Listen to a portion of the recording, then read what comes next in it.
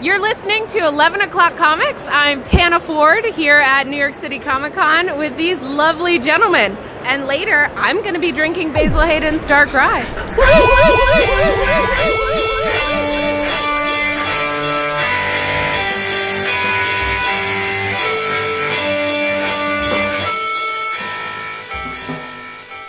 Perfect. You've been sitting on that one for, what, 15 years? Easy. Yeah. It's happening. Right moment. It's finally happened. It amazes me that we have not spoken on this book until now. Yeah, maybe. I mean, even like really in passing, it is. I mean, it is one of those. It's one of those Vertigo books that does get talked about. I mean, obviously, it's not.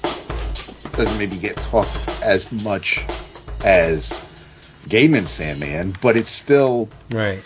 It's still part of Vertigo's foundation, more or less. I always thought until a few years back that it was one of several spin-offs of Gaiman's Sandman. No, as in that the character. I knew obviously I knew the character long existed before, but I thought like it was like that version of Wesley Dodds, and like because of the timing and it being a Vertigo book, like I thought. Right. But I mean, I'm sure it didn't hurt. I'm sure someone at DC was like, "Hey, we have something here with the Sandman, and I know we have another character, and let's just yeah." You know what else we have? We have an intro to do, and this we do it. This, my friends and accomplices, is 11 O'Clock Comics, episode 854. I'm Vince B. Yowza. I am David A. Price, and I'm a weird dude from the 30s with a strange gun, Wesley Dodds. You can't be Wesley Dodds. Why can't I be? Because you can't. It's silly. Who says? It's silly. Who says? All right, Wesley. You're Jason Wood, everybody, here today on our monthly Book of the Month episode. What? That's true. And this time around, we are going to take a long look at Sandman Mystery Theatre Volume 1, encompassing the first 4 issues of the series. It's called The Tarantula. It's written by Matt Wagner, illustrated by Guy Davis, color art by David Hornung, and responsible for the only thing that I absolutely hate about this series. The covers. Gavin Wilson did the covers. I hate really the covers. Bad. I completely agree. Yeah. Really bad. Every month I'd be like, God damn, why do they have to wrap this beautiful stuff in this piece of shit cover? Yeah. Sorry, Gavin. You may be a nice guy, but the covers are just horrible. I'm with you. Let's not dwell. The only series they did the covers. He did the covers for. I don't know. I don't know too much work from this individual. Yeah, it's maybe I have the hindsight, right? We know how easy it is to manipulate digital images now. It probably was not so back then. They probably took a little bit of work, at least more than they would take now. Maybe the subjects had to be photographed and lit, and there was probably a process, and it probably wasn't just super easy. But when I look at them, that's what I think. Man, this took all about, and it's not about the time. It really isn't about the time an image takes to produce. If the image is good, it could take 1,000 years or 10 seconds. These covers, they're just uninspired. I don't like them. But anyway, you should be inspired to check out our sponsor, cheapgraphicnovels.com. There's proof in that name. They do what they say, cheapgraphicnovels.com. That's what you're going to get. You're going to get your trade paperbacks, your collected editions, your omniboo, of which I know for a fact that my shelves will be populated by more than one omniboo in the coming year with the Marvel on the spine. What's up with that? Okay, for those of you who haven't been witness to the news, Omar, I don't know his last name, but Omar, the guy that does the collected edition thing for Marvel, dropped 2 bombs in 2 days. The first one being a ROM omnibus. is that a pig flying over my Romnibus. house? Yeah, Romnibus. And they followed it up with a Micronauts omnibus. Now, these are two omnibus omniboo we thought we would never, ever see in a million years. And yet here they are. And the place to buy these is cheapgraphicnovels.com. I'm pointing at it. I'm Leonardo DiCaprio right now. I'm pointing at the screen. Cheapgraphicnovels.com. You're going to get it for much less than the list price. And place an order. It doesn't have to be your first order, I don't think. Place an order. And you're going to get an email confirmation. Maybe you place infrequent orders. I think that would qualify. If you did an order every couple months, and then you do, just do this. Place an order. You're going to get an email. You're going to reply to that email saying, my booze at 11 o'clock comics sent me. And then you're going to get a wonderfully worded reply saying, hey, you know what? Your next order, shipping's on us. And then you jump up and down because they're the best. Cheapgraphicnovels.com. Go there. Indeed. Yeah. I mean, how excited are you for these omniboo? I mean, I know you're much of an omnibus guy, but I mean, these are. Well, there's a number of reasons why you must buy these. Number one, the Snowball is doing well in hell, right? Two, they're probably not going to be printed on a very large scale. Like, I'm sure that the numbers are going to be less than, say, your Avengers or your X-Men or whatever. So they're probably going to sell out, and chances are reasonable that this may be a one-time deal. Yeah, you never know, right? Exactly. Yeah. So you got to get them. Look at Conan, right? They had Conan back for what, like 2 years, and then it's like, gone again. But I mean, the Titan omniboo are exactly the same price. So they may, I don't know how they did it. They may have just kept the same electronic files and just took out every instance of Marvel and tipped it in with Titan. But whatever. So you need to buy these. And there's a couple guys, well, more than a couple of people on our Slack that are just like, I don't know, man. Are these going to connect with me? Don't even think about it. Just get them. Yep. You just buy them. I mean, I know we understandably avoid Omniboo for book of the month because it's dozens of comics, but we may have to commit to some. We've done deep, Captain America. We've done no, I'm saying we might need to commit to some deep Micronauts and ROM talk in 2024. I think we will. I want to because it's been a good 5 years since I've read them. I'm torn on the ROM because I've read most of the issues, and I know I still have a bunch somewhere. But Sal's art is fantastic. You had some Ditko in there later on. It's a fantastic run, obviously. Yeah. Sal really shines with Aiken and Garvey on top yes, Aiken and Garvey does amazing work over Sal, and even no matter how much Brandy's face. I'm not a fan of that look, but I love it. It's so weird. That's the thing. It's just her face. Dude, her face is flat. It's flat. It freaked me out when I was a kid. I don't know if I'll be able to take it, but Mike Knotts is definitely be bought. There's no two ways about it. I figure because the first volume is up to like issue 29, so I figure the first volume. That first series, the newsstand series, is definitely 2 volumes, and then if they do the new voyages later on, then that's my whole concern is always when I thought about it with the Jason Aaron Thor stuff, but at least obviously there was an end in sight there. I mean, the Topi stuff is still going on with Magnetic, but I like knowing that I'm not the most expansive and elaborate kind of subscription I'm going with right now is Terry and the Pirates. Yeah, but the thing is, when you say you're concerned concerned about the pocketbook, El Cheapo. No, not as much. Not as much. You need to buy the ROM. If you don't buy it, I'm going to buy it for you. You need to buy the damn ROM. Yeah, it's just for the puns. I mean, Romnibus, isn't it romantic? We got to do. I mean, come on. Yeah. Need that torpedo. It's like, ooh, torpedo. Where's torpedo? Yeah. Oh, sorry. Nice.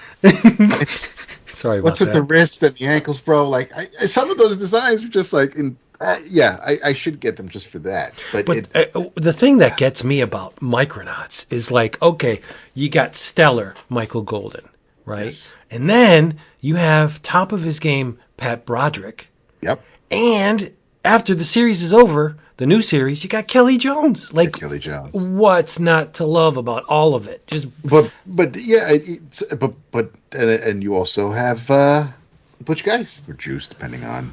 Yeah. But there's. But he's low man on the total on that. Total Yeah. point. I mean, when you look at when you look at everybody, I mean, he's still. But even like even that is still better than what you can get for some of the folks today on books. A million times over. Yeah. It's Micronauts is yes, of course, some of it is going to be of that era. But it's like, how can you be put off by, I don't know if I can, Micronauts might be, I don't know if I'll be able to penetrate that, but yet you can go back and read like old Marvel and DC stuff from the 60s and 70s and not be put off by wide collars and flared jeans. It's just some of those things. You just got it. People are a little cautious. I understand. It's good to be cautious, but trust in Bill Mantlo. Yes, yeah, and that's another thing. We said really hope whoever secured the rights to these things to reprint them is throwing a little bit of money Bill's way, because Bill's the architect. Yep, no doubt. Yeah. Yeah. So, cheapgraphicnovels.com. Mm-hmm, yeah. Yeah, get your money's worth on that one. I am drinking. This is a new one. Ooh. What's in the brand of water? Yes. Blackberry lemonade. That sounds good. It's very good. Blackberry lemonade seltzer or blackberry lemonade, just blackberry lemonade? Blackberry lemonade flavored sparkling water beverage. Okay, so yeah, blackberry lemonade seltzer, got it. Salsa. Interesting. I don't know that I would like that. It's wonderful. I bought a whole case of it. Okay. Yeah. I tend to. I like. There's the blackberry. There's this raspberry. I like to experiment with lemonades. Yeah. Who doesn't? Right. Well, Jason maybe. Yeah. Jason, what are you drinking? I am drinking several things. I have a glass of Clos de la Siete. Ooh, wow. Yes. I know. I told you I might have it's 4-day weekend. I'm going to have to enjoy it. And I have a G0 fruit punch flavor after that. And then I have an iced coffee to wash it all down. That's awesome. My son may be bringing me coffee. So, ooh. Yeah, he delivers now. So I'll have a little bit of coffee. Have a little bit of coffee and a little lemonade. Is it Uber Eats? The DoorDash? No, he's working until 10. So he wanted to know if I wanted coffee on his way home. Oh, that's sweet. What a good son. You raised He also wants me to pay for half his tattoo. So it's not, he's not being altruistic. Wait, the one he already got? The one Yes, yes. Nah, it doesn't work that way. No, that don't work. Yeah. Well, he's not going to look at you in the eyes with those big puppy dogs and come. All right, move on. What are you drinking? Tell him to ask your wife. Oh. Yeah, it's nice. Yeah. What are you drinking? I'm starting off with Sir de los Andes. It's a Malbec. Sounds like the cousin of my wine. It does a little bit. This is from Argentina. Never had it before. Haven't even tasted it yet. So that's in the glass, and then when that's done, I have some delicious ice cold tap water in my tumbler. No. This is. Trust me. After living in a house that had well water, this is municipal city water. There's nothing wrong with it. Okay, all right. There you go. My old well water was fucking chewy. This is delicious. All right, chewy water.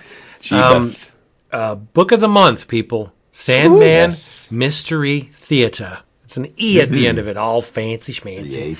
This is called The Tarantula. It's volume 1, comprising the first 4 issues of the relatively long, well, by today's standards, extremely long-running series from Matt Wagner, the incredibly living Guy Davis, on art. Color art by David Hornung, who overstays his welcome. And that's all we're going to say. Jason is going to do his due diligence and ask what he's got. The due dilly. Yes. Everyone's dying to know, Vince. What was your first exposure to Sandman Mystery Theater? As it was coming out, my friend. And what year was that? Do we know? I didn't look it up. Yeah, it's 80. I don't know. All right. I'm not good with years, but I will look now as you're asking Dad. And you say you picked it up off. So did you read it from issue 1 until its end? Yes. Okay. Sure did. 93. 93. Right. There you go. 70 issues long. 70 issues. Okay. Yeah. And what about you, Dap? I read I read it from the start. I didn't stick with it, but I saw that it was a Matt Wagner written book, and I knew I know Sandman from my time reading All-Star Squadron and any of those crossovers. So I was familiar with the character. I thought that because of the first arc titled The Tarantula, I thought we were actually going to get, before I started reading it, I thought the character that I knew from All-Star Squadron, character named the Tarantula, was going to also be a part of it, but obviously we'll get into it. But no, I read the first handful of issues as they were coming out. Okay. Probably no surprise to either of you or our listeners. This is the first time that I have read this. Before we get into this, because we kind of took it light this week. This month, we only gave ourselves 4 issues. It was kind of a nice little respite.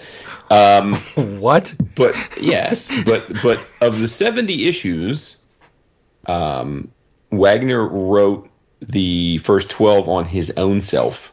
Yep. But then he co-wrote the rest of the entirety of the series. So 58 issues with Steven Seagal, another one of the Ben 10 group. When I see that, it makes me think that at some point after the first year, Steven Seagal really low-key started writing it, and Matt kept his name on it. Now, do you know whether I'm right about that, wrong about that? Like, do you guys have any institutional memory as to, because co-writing a book for that long is not that common. Like, you often see co-writers write for an arc or two so that they can hand it off like a baton, but you don't see a writing duo for almost 60 issues like that. So I'm just curious if you guys know anything about Seagal and if you felt like there was a noticeable change in the book once Seagal became co-writer. Wow. Well, knowing Matt Wagner, I don't think he would put his name on something he didn't contribute to. Fair. I think Dap will back me up on that. Oh, no, for sure. Yeah, no, yeah. I don't. Since I wasn't sticking with it consistently, when I would go back and revisit it, I didn't. And I mean, granted, we're talking, decades ago, but I don't recall thinking that it didn't feel like it was lacking from the first arc. No, it was. I don't know if it was. And I'd like to continue reading it. I don't know if it was one of those things where maybe either Matt was working on other things at the time or Seagal brought something else. I also don't know how detailed. I mean, obviously they're listed as co-writers, so it's not like someone was throwing out plots. It's not like it was Giffen and De Matteis or anything like that. But it's weird. No, I don't recall any it feeling any different to the sporadic issues I read here and there before the series wrapped up. Mm-hmm. I remember, instigated by this book of the month, actually. I tried to remember what it was like reading this back in the day, and no BS. There was a lot of instances when I believed Sandman Mystery Theater to be the best book coming out of DC. Like my favorites would wax and wane, but this book, Last Barbarians, this book maintained a constant level of excellence throughout the entire run, I think. Yeah, super consistent. Yeah, absolutely. And the nice thing, I think one of my favorite things about it was that I could let it build up, because everything, all of the stories were either I don't think it went longer than 5 issues per story, right? It was either 4 issues or 5 issues. And then that was a self-contained story within a larger narrative. So you can wait a couple months and read a complete, again, albeit within a larger framework, a complete story. And that's what I loved about it. It was like getting, a collected edition or a graphic novel, if that's the way you want to go, a couple times a year. It was like the Criminal formula without coming out in one shots. Like Gotcha. I love this book. And I'm not surprised. I mean, after reading it, it's certainly a book that I would peg you as something that you would really like. And Dap too. I mean, but you being, it's a pulp book, and you love pulp. Is. So, but the thing that I think it's not conducive to appreciating the work, because the relationship of Wesley and Diane is nowhere near where it goes in the entire run of the thing. Like, these two characters there's real magic that happens between these two characters. Yeah. And you don't really get to see that in the first. Well, you just get to see some of it, but the breadth of their relationship, no way. It's much too complex for just 4 issues, and that's why going in, Dap's like, "Did you look at his list?" And I'm like, "No, I didn't look at his list." He goes, "Go look at his list," and I looked at your list on the Slack, and there's a little affectation that you did on one word, and I'm just like, I'm like, no, I don't want to hate him. Don't make me hate Jason. So yes, but yes. So let's before Jason expires, let's get into it. Now you got to frame this book. yes. It's 1938, people. New York City. This is only 4 years after Prohibition ended. And just to put it into the proper perspective, in 38, women have only had the right to vote for 18 years. That's insane. Like, this is almost the Dark Ages. We're talking gas lamps. But, I mean, yeah, we're out of that period, but not by much, The focus early in the book, and rightly so, is Diane Belmont. And Diane is District Attorney Larry Belmont's daughter. And Diane likes to hit the town. She likes to go out with her girlfriends and have fun and drink, because it's legal now, right? And her father, a retired district attorney, he's kind of cross because his girl's hitting the town again, and she graduated college, but there's no prospects in sight, and he thinks she's just wasting what she has. And at this point, what is she, Dap? 24, 25, around there? Yeah. Yeah. She's a spinster. And the burning the midnight oil and the going out late, coming in early in the morning, Dad's just not seeing the value in it. But again, Diane is a very self-assured, strong woman, somewhat naive, right? Because she believes that because of her resiliency and her self-assuredness, that nothing's going to happen to her. And as you see on a number of occasions throughout this series, such is not the case, right? So then we are. Everyone knows that Wesley Dodds is the Sandman. So I'm not going to say the Sandman enters. It's Wesley, right? And he's monkeying with the wall safe in the Belmont estate. And Pops walks in and gets a snootful of Wesley, and he thinks who knows what it is, right? And Wesley does what he does, and he fires the dream gas, and Dad gets a snootful of sleepy time, right? But here's where it gets dark, and it stays pretty dark throughout the 4 issues. Diane has a friend, Catherine Vandermeer, and she has a taste for the bad boys. And she's, she's not going to walk down the aisle, but she has this intense, what she believes a relationship with someone that is a connected man. He's into some pretty, dark and unsavory dealings. And she's abducted.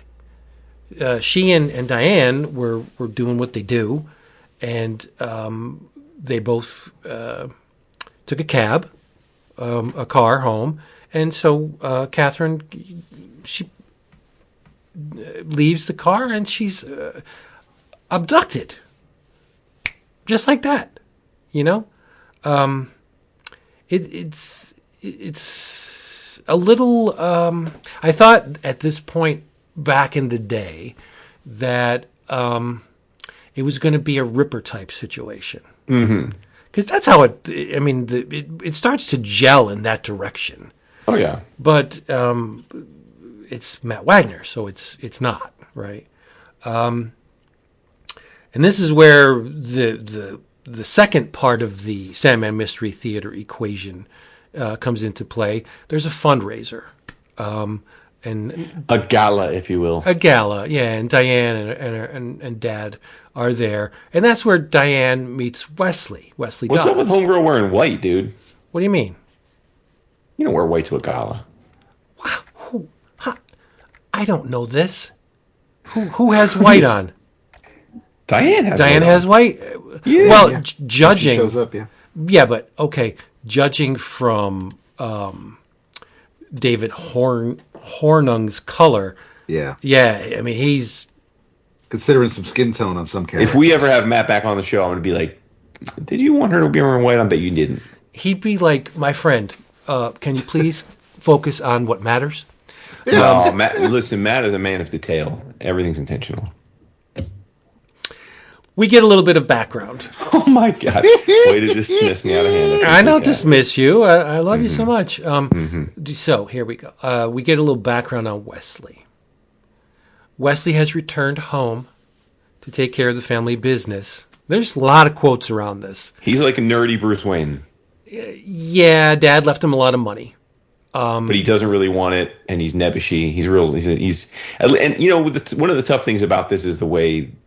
I love Guy Davis's art, so this is not. I don't mean for this to sound like an insult about the art, but because of Guy Davis's way of drawing human beings, Wes looks like an absolute schlub by design, I'm sure, but he does not look like he's a guy that would be a superhero or a hero. Well, I think that's part of the charm, right? No, understood. Yeah, so it's effective in that regard, but he is. I mean, you don't. Whereas, we always joke about how could you not know that a 6'5", 280-pound chiseled guy like Clark Kent, just because he's wearing glasses, how would you not know that there's something going on there? Or even Bruce Wayne. I mean, Bruce Wayne in a suit, still would look like a WWE superstar the way if he actually built. But you wouldn't, you could meet Wesley Dodds in a room and never for a second give a thought that he might actually be a masked Avenger. There's nothing about him that would indicate that.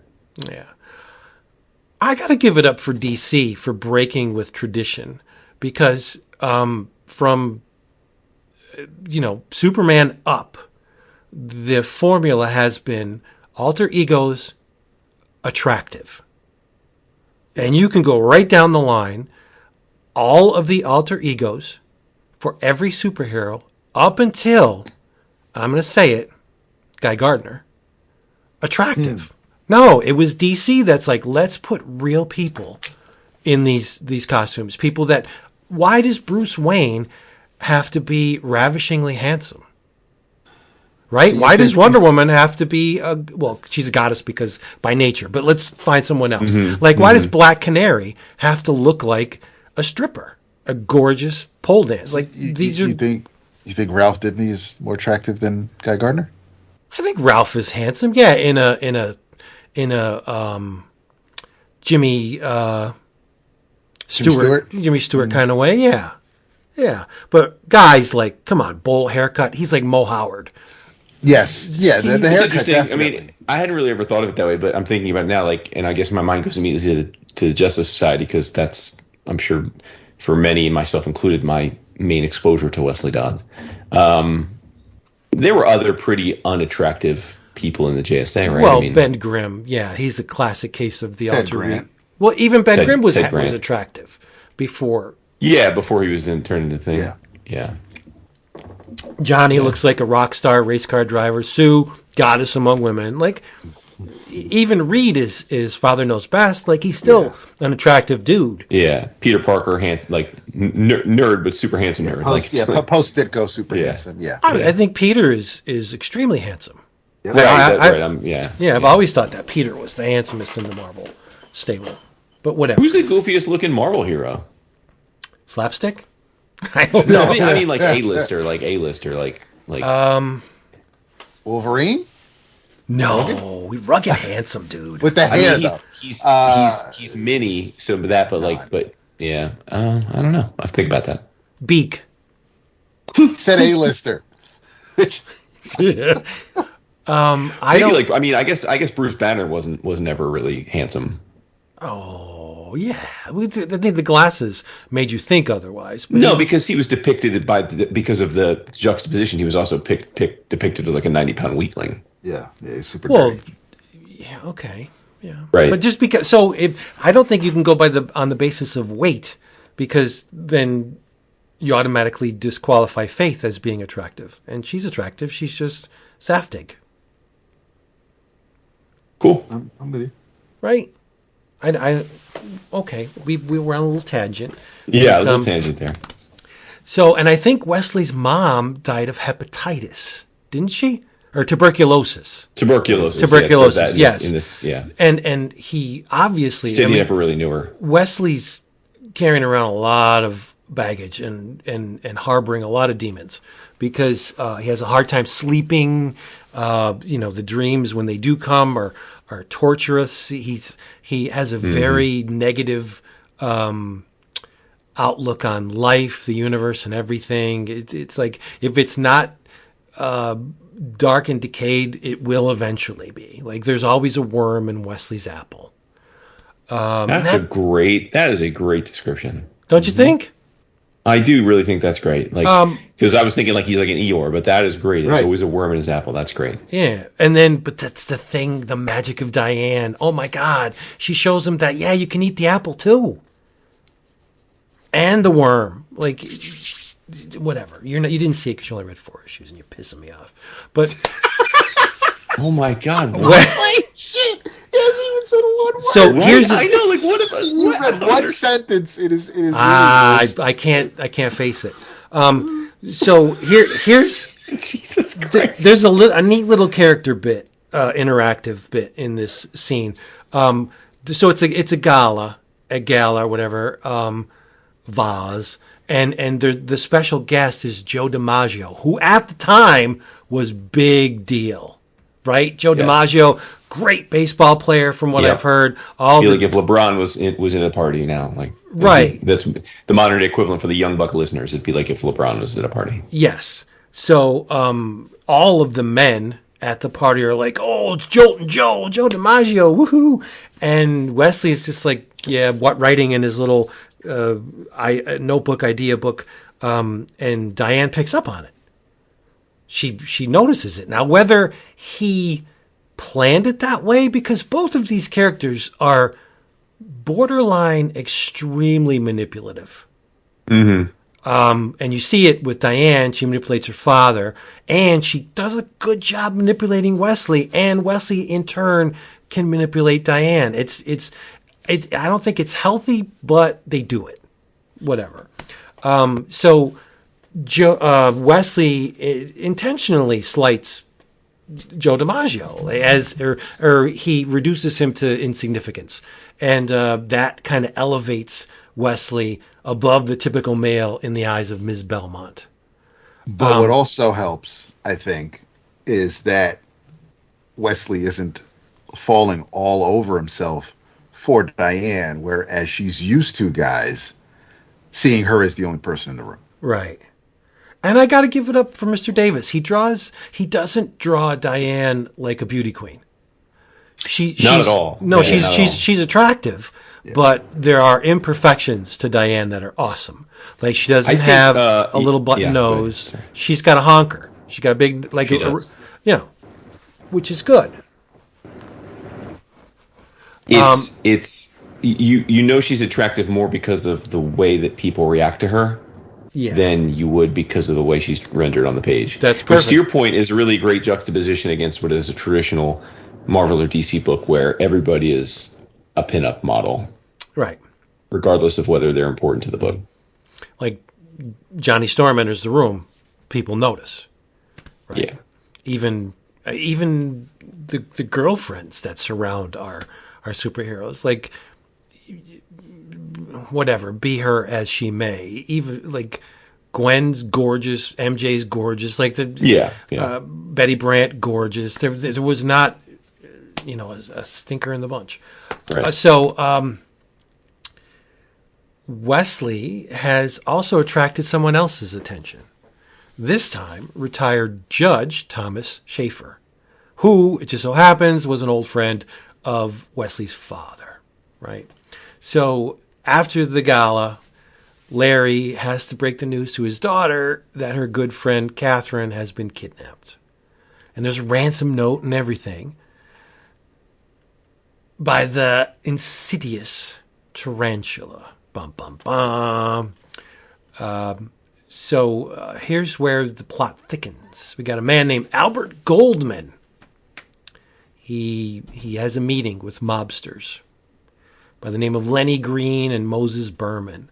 Mm-hmm. And they're talking about financing projects and stuff. And it all needs to be done on the hush-hush, of course, because Goldman, doesn't want it made public that there may be some dirty money changing hands.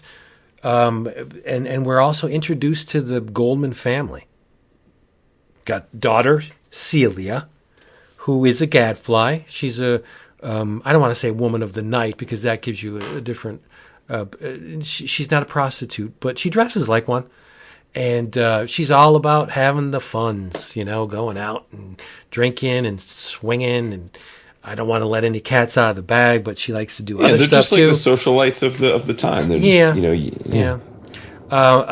Now, Albert's son, Roger, is a drunk and has a past, and we won't reveal it right now, but he's not too savory. And even more unsavory is Albert's wife. She's a drunk. Her name's Miriam, and she has zero pigment in her skin. There has been zero ink wasted on the depiction of Miriam in this book because she has no skin color. She's absolute white. And if you could tell because number one, I liked her from Jump. Her Alabaster pale. Oh, her Mi Familia. Yeah, her hair is red, and then when she appears between panels of normal people who have normal, pigment in their skin, she is a ghost. She's shocking white. Like there's no color on her at all. It's just very disturbing. It is. She's a shrew. Well, what's disturbing is the way that the daughter says goodbye to her dad. There's a little bit of attention paid to, but I mean, early on in the series, you could chalk that up to, oh, daddy, no one's ever gonna, be better than you in my eyes. Like that's what I took that for initially. Oh, I like literally as soon as I read this page, I'm like, well, this is fucked up because he's like, oh, Celia, gentlemen, my lovely daughter, and then ... Celia, and then they're all like, hey, and then she's like, no need to wait up or worry, darling, I'll be just fine, and then he stares at her, and I'm like, oh, this is fucked. I was like, this is they got a crazy relationship going on. Yeah. So I feel like Matt signaled that pretty quickly. But it's slight. It's not super explicit. It's like a dalliance, a little bit of a I don't know. It's just like a love tap or the equivalent of that. It doesn't really. I mean, it goes places, but I saw this beginning as kind of not innocent, but manipulative. There's a lot of manipulation going on in this book. Sure. Yeah, for sure. Yeah. And Guy Davis couldn't have drawn the wife, skin tone aside, more unattractive. I mean, she looks like a Disney Disney villainess. I think she looks like Carol Burnett when Carol did her. That's fucked up. When Carol did her. Poor Carol Burnett. What's she to do? What's she working on you? I love Carol Burnett. That's crazy. But when Carol does her characters, this looked like an over the top Carol Burnett character. Damn, this is the Carol Burnett hate club suddenly. I don't see that. I'm in the Carol Burnett love club. Yep. Yeah. Oh, so Sandman, he gasses Green and Berman's driver. Okay. And then Diane plans to hit the town. She wants to relieve some stress. My friend got abducted. I need to get out. I need to go do something. And Wesley shows up. So she forgets all about her plans. Promptly forgets. But the festivities are cut short when Larry gets news that the tarantula, this is where it gets really sick. The tarantula has claimed another victim. So Wesley uses the shift in mood as an excuse to leave because he's got some sleuthing to do, right? I find Wesley's penchant for origami a little strange. You know what it reminds me of? The Sticky Bandits. Reminds me of Home Alone. Like you're signing. The water bandits, the wet bandits. It was the Sticky Bandits in the second one.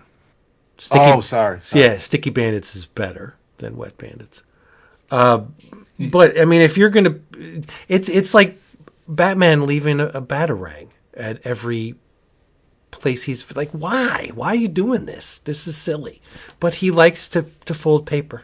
So Schaefer tries to lure Wesley out into the night to help him dig up clues on the tarantula, but Wesley pretends he's really not all that concerned, and Schaefer takes it kind of bad. Like he kind of demeans him at one point, like, "Oh, far be it from you to be concerned." You know what I mean? And but Wesley has ulterior motives. He can't hang around Diane. He can't hang around ex-judge Schaefer. He's got stuff to do. He's got to go out and gather some clues and gas some people. So Diane tags along with her dad as he meets with Commissioner Davis and some FBI agents, Ross and Burke. The beat cops go crazy for Diane to the point where guys are spilling coffee. It's goofy. Men around attractive women, and she gets coffee spilled on her, and so she retreats into the darkened ladies' room, where she runs headlong into Wesley as the Sandman. Dun, dun, dun. And that's the end of part one. I had to laugh when Jason said, "Yeah, we took a little bit of light this week." These issues are freaking jammed with stuff, and if you don't pay attention to everything. I mean, let's be honest. When did you figure it out? Or did you not figure it out until the reveal? No, I mean, like I said, yeah, I mean, well, I don't. Well, are we gonna I don't know. We'll go deep without spoiling the whole book, but all right. Well, let's not spoil. But I'll put it this way: I figured out half of the dynamic duo quickly. And then felt stupid since I figured that out right, why I wouldn't have also concluded what the other half was. Okay. If that makes sense. Okay. I think that the opening page severely tipped the scales in favor of deducing what was going on. I don't think they should have did that. Or Wagner should have did that. The opening page of the first issue? Yes, the vignette with the woman with the veil on. Oh, okay, yeah. Yeah, it's a little obvious. But I mean, who in the book would wear a veil? Who would need to wear a veil, right? But whatever. Yeah. So, any commentary on issue one? Loved it, hated it? Lit your world on fire. That last page, man, that's just because it's like one of the early. It's like one of the. Is it the first kind of time we see like almost the full view of Wesley as Sandman with the whole? I think so. Yeah. I mean, mostly profile.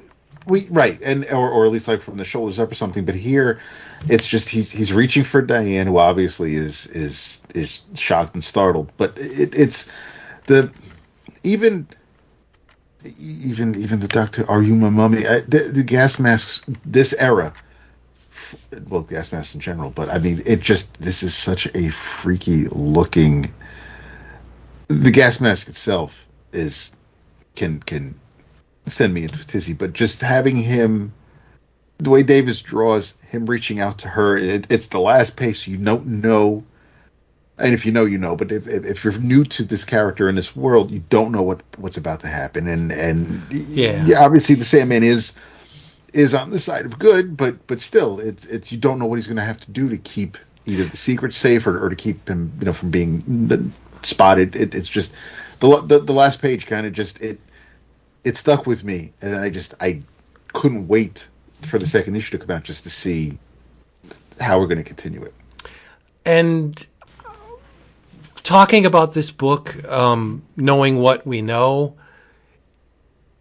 it's hard to separate the fact that Wesley's the Sandman, but you don't really know in this first issue. Because, right. Yeah, he does make a lot of excuses. And if you weren't familiar with, the mythology of the Sandman, you wouldn't know that Wesley. I mean, honest question, though. I mean, how many people didn't know that he was the Sandman before they opened up the book? I don't know. Because this came out in the early 90s, and it was, I mean, the Sandman has existed in DC lore since the 30s. So, right. Yeah, I mean, but it's not really crammed down your throat. Although I do wonder how many we know. The three of us, we do know people who either like Sandman was the only comic they read because it came out when they were in college, or Sandman got them into comics. So if they're Wesley Dodds is in Sandman, Gaiman Sandman as well, but how late into the series? Yeah, but I'm saying he's old and yeah. But if anybody does see Sandman on a Vertigo rack right next to Gaiman's book, and they're like, okay, well, let me give this a shot just because maybe there's some relation. I don't know how many people would read Sandman Mystery Theater #1, and this is the first appearance. This is the first time they're getting familiar with the Golden Age Sandman and Wesley Dodds. There may be a couple, but I think the majority would likely know who the character is. Yeah. Now, I read these single issues, right? Sure. So I don't know how many times this stuff has been reprinted or repackaged, but what I can say with absolute certainty, if the color work has not been redone, it's really time to do that.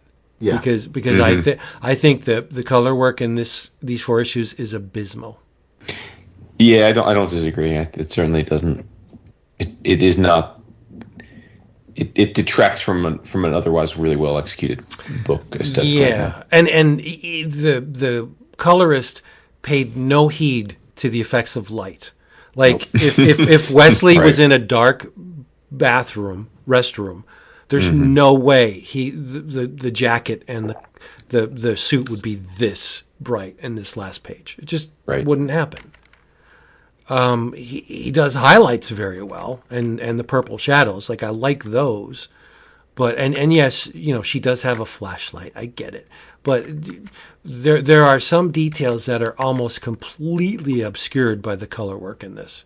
Whether it's too dark colors or there's an interaction with the line work and the coloring. Now, this is again early '90s, so digital coloring was in its infancy, so they may not have a lot. What a lot of this looks like to me is if you're a seasoned Photoshop user, you know that if you set your layer to multiply, you could do whatever you want underneath it, and the colors are going to merge appropriately. A lot of the work in here, the line work, looks like they didn't know how to do that. And there's like white flecks within the line work that should not be there. But I mean, whatever the case, I don't think the color work is it needs to be redone completely. I agree, and I know that I'm not generally when we do see recolored, but like the Marvel omnibus, when we'll see Captain America Defenders or any of the Masterworks, things like that are recolored to, it's still flat, but they've just kind of punched up the colors. I kind of like the old comic looks, but this absolutely needs to be redone. Yeah, I'd almost prefer to see it in black and white. Yeah, I'm with that. Because if you look at Davis's methodology, a lot of times he's working with shadows, line work in shadows, where that's not what you would do if you knew this stuff was going to be colored. This is neither here nor there, but I was thinking about the fact that that just as it happened, we've been reading and loving and discussing several Peter Kowalski books of late. And, Kowalski's always compared to Guy Davis, like people always say. Rightly so, yeah. Yeah, and I'm saying, so it's just interesting. It's like we're reading, right? And I'm like, oh, yeah. I'm like, yeah, it's definitely definitely the same aesthetic for sure. Yeah. It's a good one. For sure, yeah. And by the way, I think it's funny that you didn't pick up on my pun in that, like, you took it to be like, oh, he hated this book, but the whole point is, what is that? He's sleepy. He's Sandman. Exactly. You go to sleep. Oh, I thought the book put you to sleep. Well, I kind of know that you thought that by your reaction, but I thought it was funny that you thought that because the whole point is that, like, the only thing Dodds does is he's got a gun that puts people to sleep, which, on the surface is not the most compelling superpower, but obviously that's not the draw of the character. In our defense, knowing how you feel about pulp, knowing how you feel about anything that existed before 1970, it's easy to assume that that's why disease was. Listen, and you didn't counter my assessment going in. Well, because I wanted to let you sweat a little bit. But listen, I will say this here. I mean, I was going to say this to the end, but because I don't want you to go through the whole night on pins and needles. This had everything stacked against it for me, and I still thought it was excellent. Because, and so that is a testament, and I give a lot, and again, this is the case of, like, a great chef can make a great meal out of anything. You got Matt Wagner, who's an impeccably good writer, and you've got Guy Davis, who's an incredible artist. So I think you have those two things. You can overcome a lot of plot or setting that would otherwise not do it for me. If this same book was done by 95% of other creators, I would probably be like, yeah, this wasn't my jam at all. Like, and again, I'm not trying to throw shade, but like if like Dynamite did a Sandman Mystery Theater book now, I'd probably be like, bruh, this is like not my thing. But like, because the setting and the cadence and all of that, like, is generally something I wouldn't enjoy. So it is a credit to them and how well it's executed that I was just like, oh no, okay, this is really good. So yeah. I'm glad. So there you go. So fear not, Vince. I'm glad. Good. I know you are. We can get back into this now. Okay. Wesley in issue 2. Wesley fends off gently Diane to the point where he can get out of there without, hurting her. He just wants to separate himself from the scene, leaving her. Maybe shaken. She's very shaken, but unharmed, because another body's been found.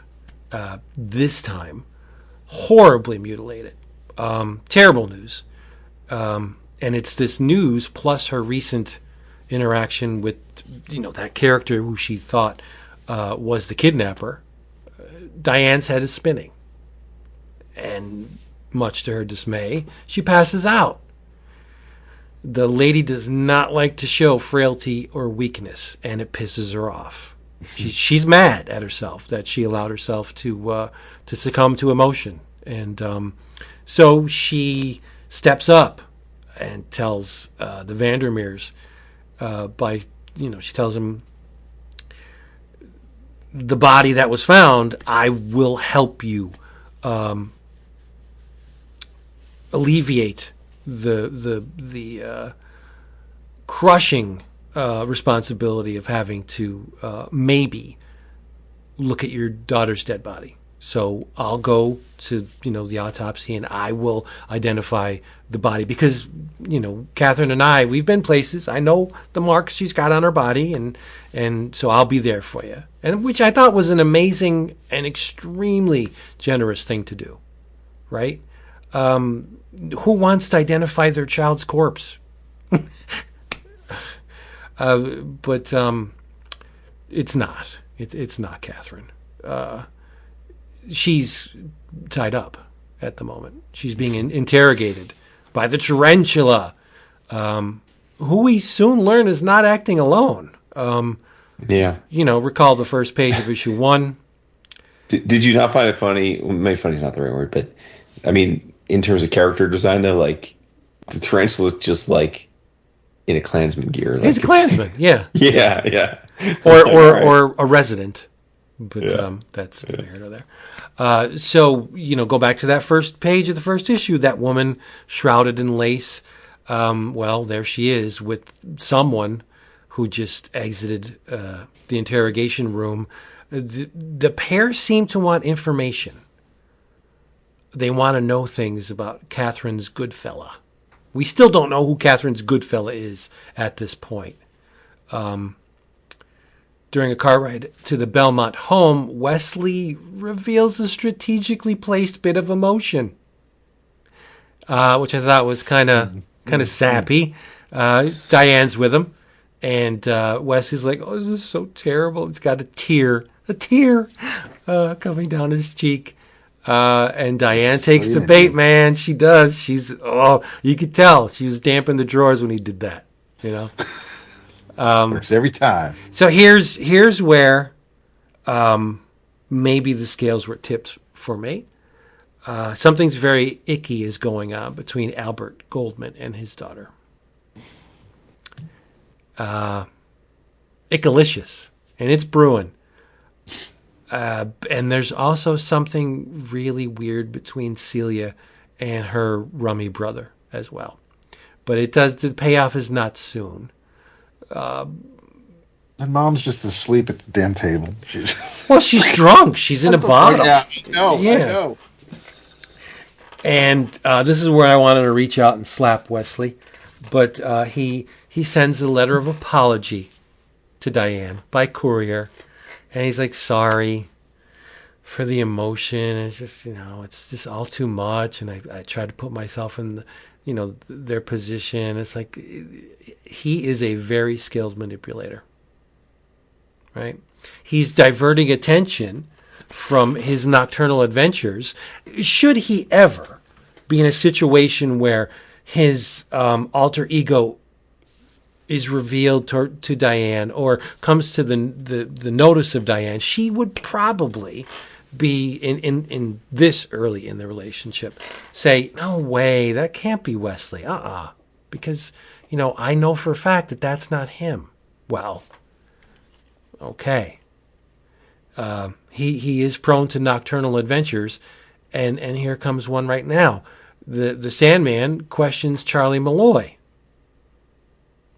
Again, with the Origami Sticky Bandits calling card. Don't do it. But then Diane surprises Wesley at the Algonquin. Wesley puts on a cleverly crafted facade, but again, he's fixated on those proverbial worms in the apple. He can't see light, any glimmer of light in anything. Everything's bad. People are terrible. They're all out to hurt you. Like, Wesley does not have a peaches and cream outlook on anything, because the Tarantula has claimed another girl. But this is where the sickness behind the tarantula reveals, and the other person reveal itself. The latest girl was procured not for anything other than getting information out of Catherine. It's like, I'm going to pull in another girl, rip her apart, yank her eye out, cut her to ribbons to get you to talk. Like, that's really insidious. It really is. Like, not only is Catherine garbage, who only exists until she's provided the information that they need, what is the person that they're now cutting to ribbons to get said information? Like, that's less than garbage. You are the stuff that people scrape off the bottom of their shoes. It's terrible. It's total lack of human dignity from these two. They're without. They're soulless monsters. What I found interesting, and I don't know why it clicked here. I'm sure it's a concept that was used elsewhere in other stories involving kidnapping and ransoms, but it just clicked when someone actually said, "We're kidnapping this one, and we're making it known that these women can be kidnapped, but we're not going to ask the less wealthy person for ransom. We're just going to keep taking them until we get the right one who's got all the money, who's going to pay to have their daughter back." Yeah, but I mean, that's flimsy, right? Oh, I mean, it's still a shitty reason, but at least in their mind, it made sense, because it's like, so if we're going to kidnap, like, say we're planning to kidnap 3 women, we kidnap the first one, and we just let them know that this way she can be taken, and we're just waiting until we get the one that's going to pay the most. But I mean, it's inept. It's not very successful kidnapping. No. I mean, why keep flaunting, and why keep risking getting caught? Just take the one and get as much as you can, and move the fuck on. Don't worry about trying to play these games. But I think the fact that, okay, kidnapped Catherine, then he kidnapped another woman, and then that woman turns up dead,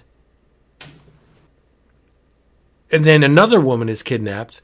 So, like, when you kidnap someone, the logical extension of the plan is that there's a reason, right? You kidnapped this person for a reason, whether it be monetary gain or, you want something to come out of the act of taking this person away from the world.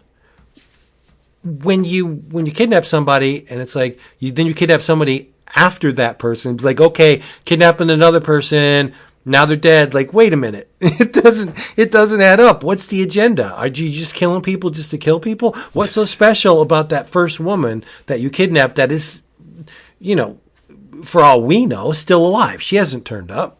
So what's the deal? Like, it just seems like an incredibly ham-fisted way of going about the whole thing. Yes. You could tell, that's what's nice about this, you could tell that these people, what looks at this point to be male and female, are not seasoned criminals. No, they're just like, hey, you want to kidnap somebody? It's like, okay, let's do it. It's so strange. And then it gets even stranger because there's a milk company that enters the picture. Evergood Milk. A cabbie saw a milk truck with that logo on it, and could be a clue, right?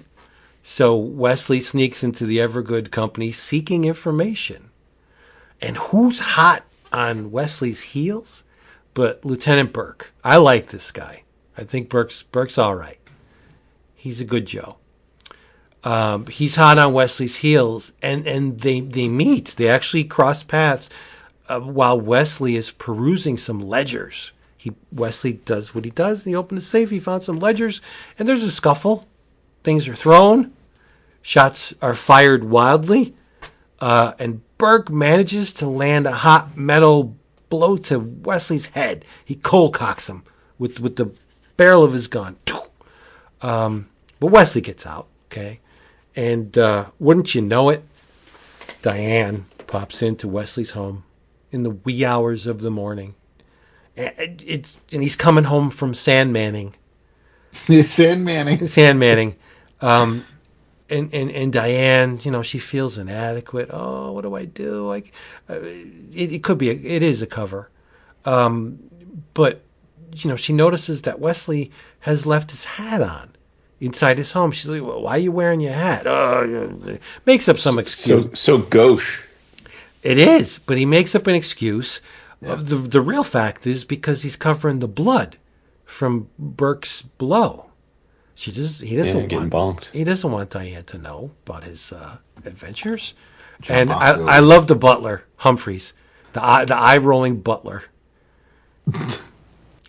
Speaking of butlers, by the way, it is worth noticing because I didn't notice it the first read through, but then we started to review it tonight. I noticed that the milk truck is actually in one of the first panels of the book in the first issue. Look at that! Yeah, I didn't notice it the first time.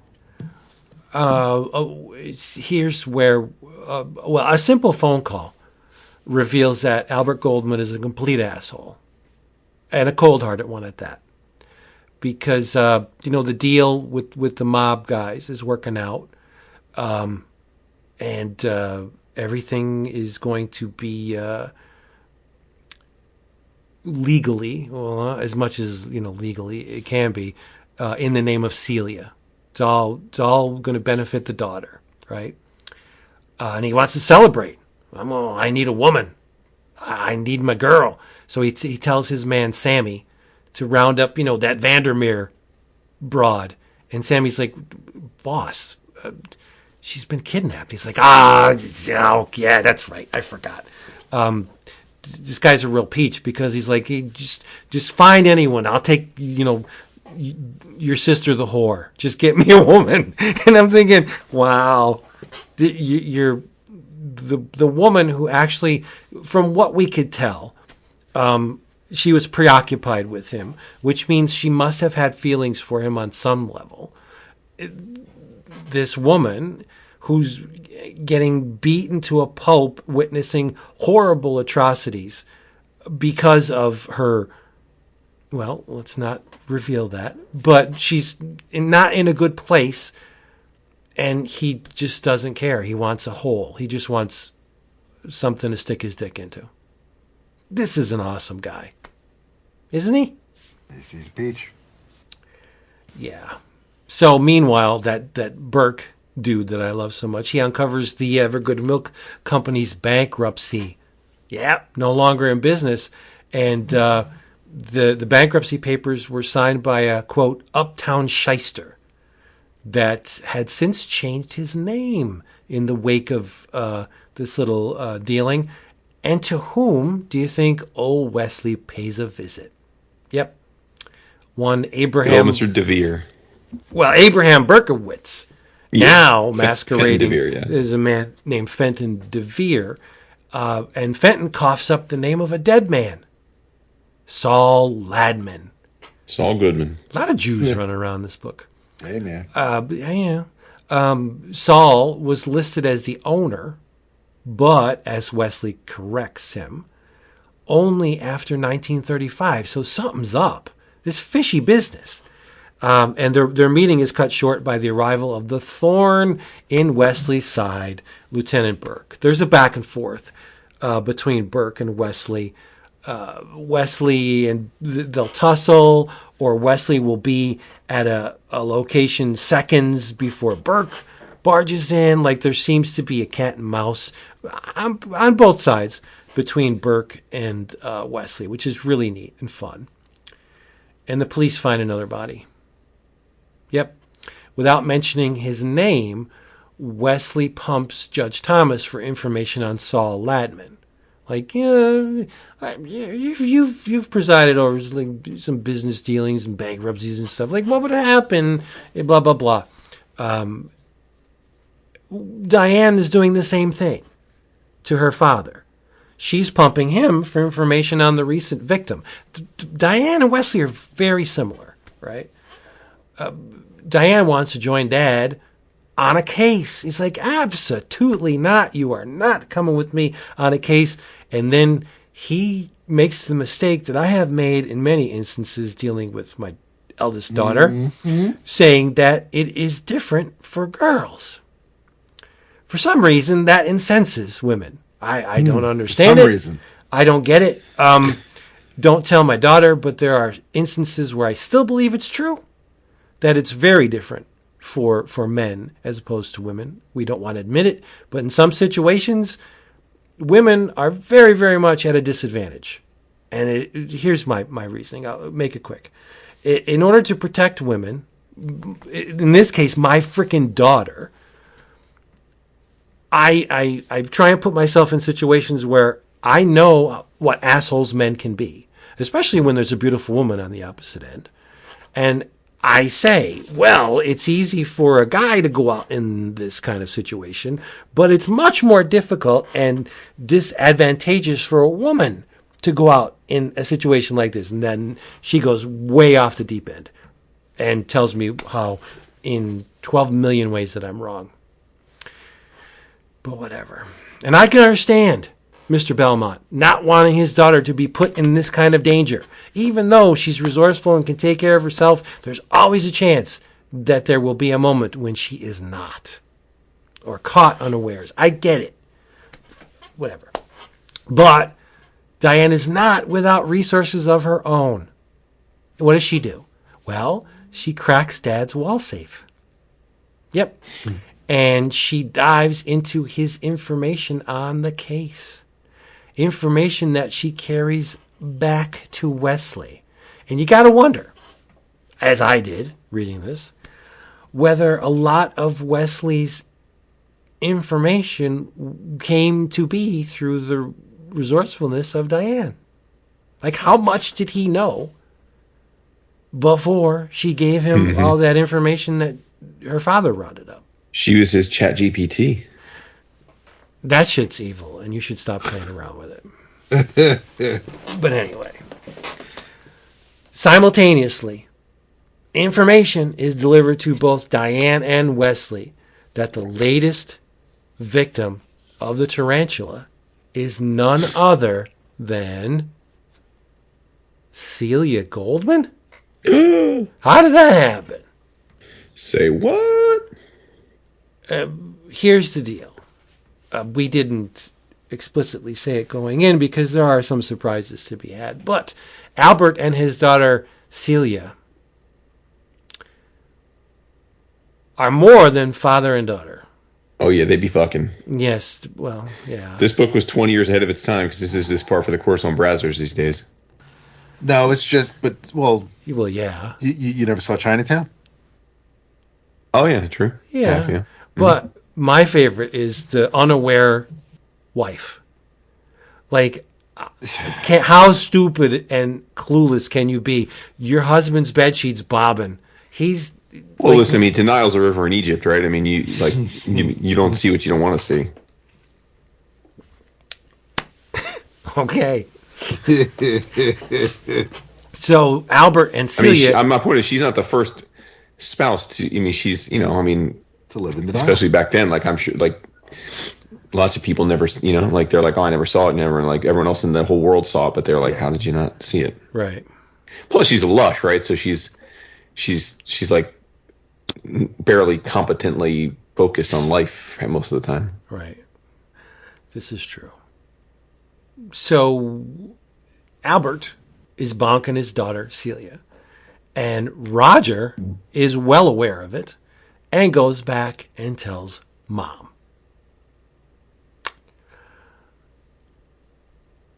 And apparently, the kidnapping of his daughter has extracted all pigment from Albert's skin because he has now joined his alcoholic wife, Miriam, in Chalkland.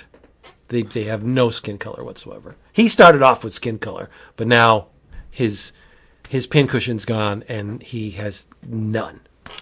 So biting words are thrown around. The temperatures flare. The Goldmans all start screaming at each other. It's a typical dysfunctional family. And Chief O'Donnell thinks it would be a good idea if maybe the family had some time to themselves. And this is an amazing scene, and I love it. And this is why I love Burke. On the way out, Burke tells Albert that, hey, I got myself a new accountant. Yeah. His name is Myron Fields. You may remember him because he says he knows you. And Albert's like, so Burke's letting Albert know the jig is up, my friend. It's over for you. You may say that all this stuff, nah, I got you. So Wesley's creeping on the Goldman estate. Wherever this is ground zero for information. Wesley's there. He's running around on the parapet of the building, and he's jumping down. He's listening, and Burke is talking to his men, and he's like, "Here's what we gotta do. We gotta go get the drop on Myron Fields." And Wesley hears him. So Wesley comes out of the shadows, and a car chase ensues. Wesley's just trying to stop Burke from getting to Fields first. And what's that video game where you're in a car and you got to drive into the back of this truck? Oh, Spy Hunter. Spy Hunter. Yeah. It was like a Spy Hunter moment in reverse, because Wesley's trunk opens up and spike strips fly out and ruins Burke's day yet again. I don't know how Wesley hooked up his car to disgorge spike strips, but he did, and it's cool.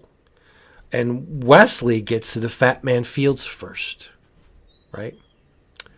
And Fields, with a little bit of gas, fesses up. He lets it all fly. Here's the deal. I'm going to tell you, you're probably not going to believe me, but, it's my son. It's my son with coffee. With coffee. From Sheets. Oh, look at that. The cameo. Beats. What up? The Vinny Beats. Vinny Beats. I got a protein bar. Good. Go away. No. Thank you. It's a collector's item, folks. Yes. I got coffee from Sheets. My man. Here's the deal. Roger has a gambling problem. And was in a whole lot of debt, and the IRS was pissed off. So Dad bailed him out. And Dad pretty much thinks Roger's worthless. And even worse, Roger has been ejected from 2 private schools for violence to both women and scoring no points with David. Animals. He's basically a serial killer in the making, as he has proven. We'll see. So Dad doesn't want to just, give Roger the silver spoon. He wants him to work. He wants him to redeem himself. So the Evergood, the milk company, was Roger's only inheritance. He would have to pick himself up by his bootstraps and make a man out of himself. But he doesn't. See, here's the deal. Mom and Roger now know about Catherine's dalliance with Albert. And that is why they brought her in and were questioning her, to get the goods on their father/husband. Not a brilliant plan, but a plan nonetheless. But it does not come to fruition because Wesley's on the case. He's on the scene. And who's this man? I forgot the name. The guy with the dog. The man with the dog that leads to the crucial information. What the hell is his name? The old guy with the dog. They said, "Don't hurt my dog." Vernon or DeVere. Yes, DeVere. Where was I? Yes, that Wesley barges in on thanks to all this information, Wesley barges in on the act going down between Roger as the Tarantula, who now has his sister trussed up. And in a well-placed, I don't understand the ending, but we're going to run with it. For some reason, the Tarantula has an axe when Wesley barges in, right? And swings at Wesley and misses and hits a fuse box. Shatters the door on the fuse box, leaving the panel, exposed. Mom's out of it. Mm-hmm. So Wesley and now a gun-toting tarantula are speaking. Where does the water come from? It's probably just the damp basement. All right. Because I thought I missed something. When Catherine gets thrown down, it looks like, or maybe, maybe it's her urine. I don't know. Oh, that's even better. Dude, it's her urine. I'm going with that. Okay. She peed herself. Wesley comes in. And her wrists are broken. How long has she been hanging there? It's insane. Yeah, she's in bad. But we'll get to it. Yeah. There's one. Yeah, we'll get to it. So Wesley goes in. The gas doesn't really have an effect on Miriam, according to what. Fucking lush. Yeah, because she's a lush. And I look at Wesley's font whenever he's in the guise of the Sandman. Uh-huh. There's a stylistic flourish to his the typography of Wesley's dialogue balloons, and I can't not do it, but I go all Christian Bale when I'm reading it. As Batman? Yes. Okay. Yep. Because I would think that Wesley isn't a rough and tumble. Well, he is, but to all appearances, he's meek looking. He's not of huge build. Like, to get Wesley's voice as creepy as this text would make me believe, he would have to play a part where, like, it would be silly. It would sound silly to my ears for a man of such a slight frame to sound like, a black metal band singer. But anyway, okay, Mom peed on the floor, and we have a live wire.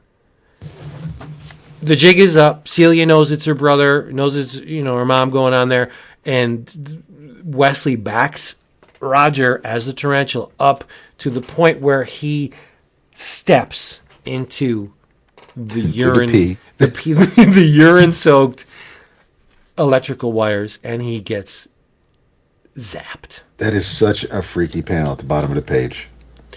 The one that freaks me out is the one at the top left of the next page, when he's trying to talk. Yeah, and he has shit himself at this point. So there's just bodily fluids all over the place. Yes. And Wesley now has to fend off Mom because she came out of it because she's a lush. But she's a souse. Yes. Is your mother a heavy drinker? A souse. Yes. My single favorite panel in the entire 4 issues now is revealed. Catherine is in the midst of an abusive haze. She's in and out of reality, and she wakes to find herself not being brutalized at the hands of a madman, but in the arms of her good friend, Diane. And she looks up, and her eyes all swollen and black. Her mouth is ripped apart from being punched or slapped. Her teeth look like they're broken, and her skin is blue. And she's Diane, and she's like, "Am I dead? Is this really happening?" That is a beautiful panel. I know it's brutal, but the fact that this character wakes in the arms of her best friend. I think that's a beautiful little. It's extremely well done. Yeah. I think it's a nice little sentiment, and it just it tells me again, reinforces the notion that I believe this book has a heart. Back then, I think there's a lot of emotion. It's not on the surface between these two characters. Well, eventually it is, but it's not explicit in a lot of cases. But it's there. There's a real heart to this series. I love it so much. And that's pretty much the beginning and the end of this story, because it's the end. We don't, there's no more Tarantula and drunk mom, but it is only the beginning between what happens between Diane and Wesley.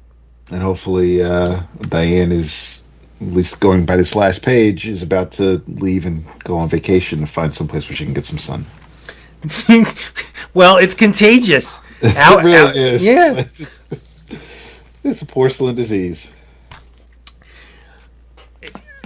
It's amazing that when I think of it, you say, what are some of the best relationships in comics? Right? And I always go Shade and Kathy, right? Wesley and Diane, Lenny and Kathy. There's a lot from Shade the Changing Man. Tulip and Jesse. Sure. Yeah, DC has an amazing array of really vividly, beautifully portrayed pairings. What is it about DC that is conducive to that kind of stuff? Like, yes, Marvel, okay. Reed and Sue, right? Okay, so but Reed and Sue aside, even Bruce and Betty, nothing. Not Bruce and Betty. Everything seems to be so tragic on the Marvel side. Like, yes. Nothing really ever. And then Murdoch comes and fucks everything up. Right. I mean, he's just going to bang anybody. But it's like, obviously, yes, Peter and Gwen, extremely tragic. The Peter and MJ, okay, thanks, Mephisto. You've just, nothing ever fucking lasts for the couples in the Marvel Universe. No, I don't understand it. Logan and Marika. Logan and Eureka. I can't. Thor and Jane Foster. Like, what's going on? Yeah. But, okay, Sandman, or not Sandman, Shade the Changing Man, not the best ending. I mean, I love the ending, but in terms of characters enduring, not the best. Fun fact, I've read virtually zero. Oh, dude, Shade the Changing Man. Really need to. I know. Bocello's on a good chunk of it, right? I know. Okay. I do know that. But, Jason, why are you quiet? Did we lose Jason? Where is Jason? Did he say BRB? No, he's muted. He is muted. I can't change that. I don't think. I can mute people. I cannot unmute them. Okay. Well, don't be muting anybody. Scott and Jean. Right, yeah, Scott and Jean, Scott and Madeline, Scott and Emma. Peter and Kitty. Peter and Kitty. Why can't anybody be freaking happy in the Marvel Universe? That's what I'm saying. It's weird. But it's hard to compete when you've got Clark and Lois. So yeah. Yep. And listen, I think that it's, I mean, I know that when I think about that, not to get away from our book of the month, but when I think about how for so many decades, the late 30s through the 40s, the 50s, and the 60s, and Lois is always trying to, with those silly stories where she's in love with Superman, can't stand Clark, or she tries to trick Superman. But it wasn't until the 90s that they finally just were like, listen, let's have them get together. And they've stayed. I mean, yeah, granted, we had the New 52 and whatnot, but obviously, but then thanks to Convergence, they realize the error of their ways and they know what works. But it's endured. Well, I think it would have to endure. You can't walk away. Who's going to divorce Superman? That's what I'm saying. You can. I'm going to leave you. Why? Because you stand for hope. Seriously. I mean, let's be crass for a second, or base. Ain't nobody in bed better than Superman. I don't care who you are. Maybe Reed. I don't know. Or the super load could blow somebody's back out. Okay, that's the pro. But yeah, I get it. But what I'm saying is, you're not paired with the universe's greatest example of heroism, and you don't leave that. There's no reason to leave that. He's handsome. He's built like a brick shithouse. He's extremely forthright. He does the right thing all the time. Why do you leave Superman? You don't. You just don't. And they've always treated her. The writers have always because you could and I can imagine it now. Like if this was a Marvel comic, she wouldn't be able to share him with the world, so she would leave just to like let him. Yeah, no, that's so stupid. But you can't come up with a reason for Lois leaving Superman that doesn't make her come off as stupid. Especially not in the DC universe, no. Right. I mean, because he's not going to do anything worthy of divorce. He's not going to cheat. He's not going to kill your dog or your father or your cousin. Like Superman always does the right thing. So there's no logical reason why a partner would. And I'm sure it's going to be the same with Jonathan. You don't leave these people. It doesn't make sense. I could see Bruce. Yeah. Moody. Well, sure. Yeah. Fucking, self-absorbed, lies, has data on everybody in the universe, trusts no one. Yes. Mommy and daddy issues. Like, okay, Superman has none of that. And could if he wanted to, but he doesn't because he was raised by the salt of the earth. Salt of the earth. Yep.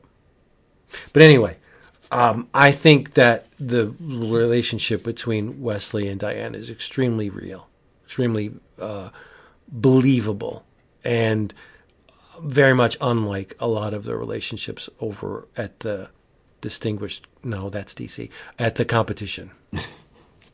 Yeah. Jason, what do you think? It's so weird. What? What do you think about what we were saying? I mean, I don't know. You went in places that I don't like. None of that occurred to me. Like you're definitely taking an angle that I've never really given much perspective to. The not leaving Superman, or the believability, or the resiliency of romance at DC as opposed to Marvel. Yeah, well, I mean, I think the second part is kind of like well worn, right? Which is that like. It's the whole like, and I think this is over time kind of been diluted, but this whole idea of that like DC were always about these like icons, and Marvel was always considered like they were more human, right? And so there was like more complexity. But no one leaving Superman, I don't know that I buy it, man. Like I think he'd be a pretty shitty spouse. Like he's spending every waking moment saving the world. Like how much time is he sitting down and having sushi with you and like watching a movie? You know that going in, and yet you still agree to it. No, I think in a lot of relationships, though, you especially an assertive person like Lois would be like, oh, I can get him to change. Like my puss is good. Like I'm gonna get him to change, and like people don't really change, at least not often. So I could see you thinking, oh no, it'll get better because he loves me. But then like after a few years of realizing like he literally spends like 23 hours a day saving the world. And he should, and you know that that's his best use of time. So, but it would be lonely. It would be. But she's not. Lois isn't a housewife. She's not sitting at home. She's doing her own thing. She's got her own career. She's got her own. But I don't buy that because I mean, in the modern world, this is in the 1920s. Lots of people have careers and lives, but they still want their spouses to be present and engage with them when they're a couple. I mean, like it's not like otherwise, why get married if she's so independent that she doesn't give a fuck that he's never there? Then why get married in the first place? Like, why not just be fuck buddies? I mean, like the more that I think about it, relationships in the DC universe are incredibly stable. If you're a Flash, they are disturbingly stable. Look at Wally, Jay Garrick, and Joan. Like, nobody breaks up if they're a Flash. That's the way it seems to me. Yeah, it's true. It's just odd that there's a rock solid stability to relationships.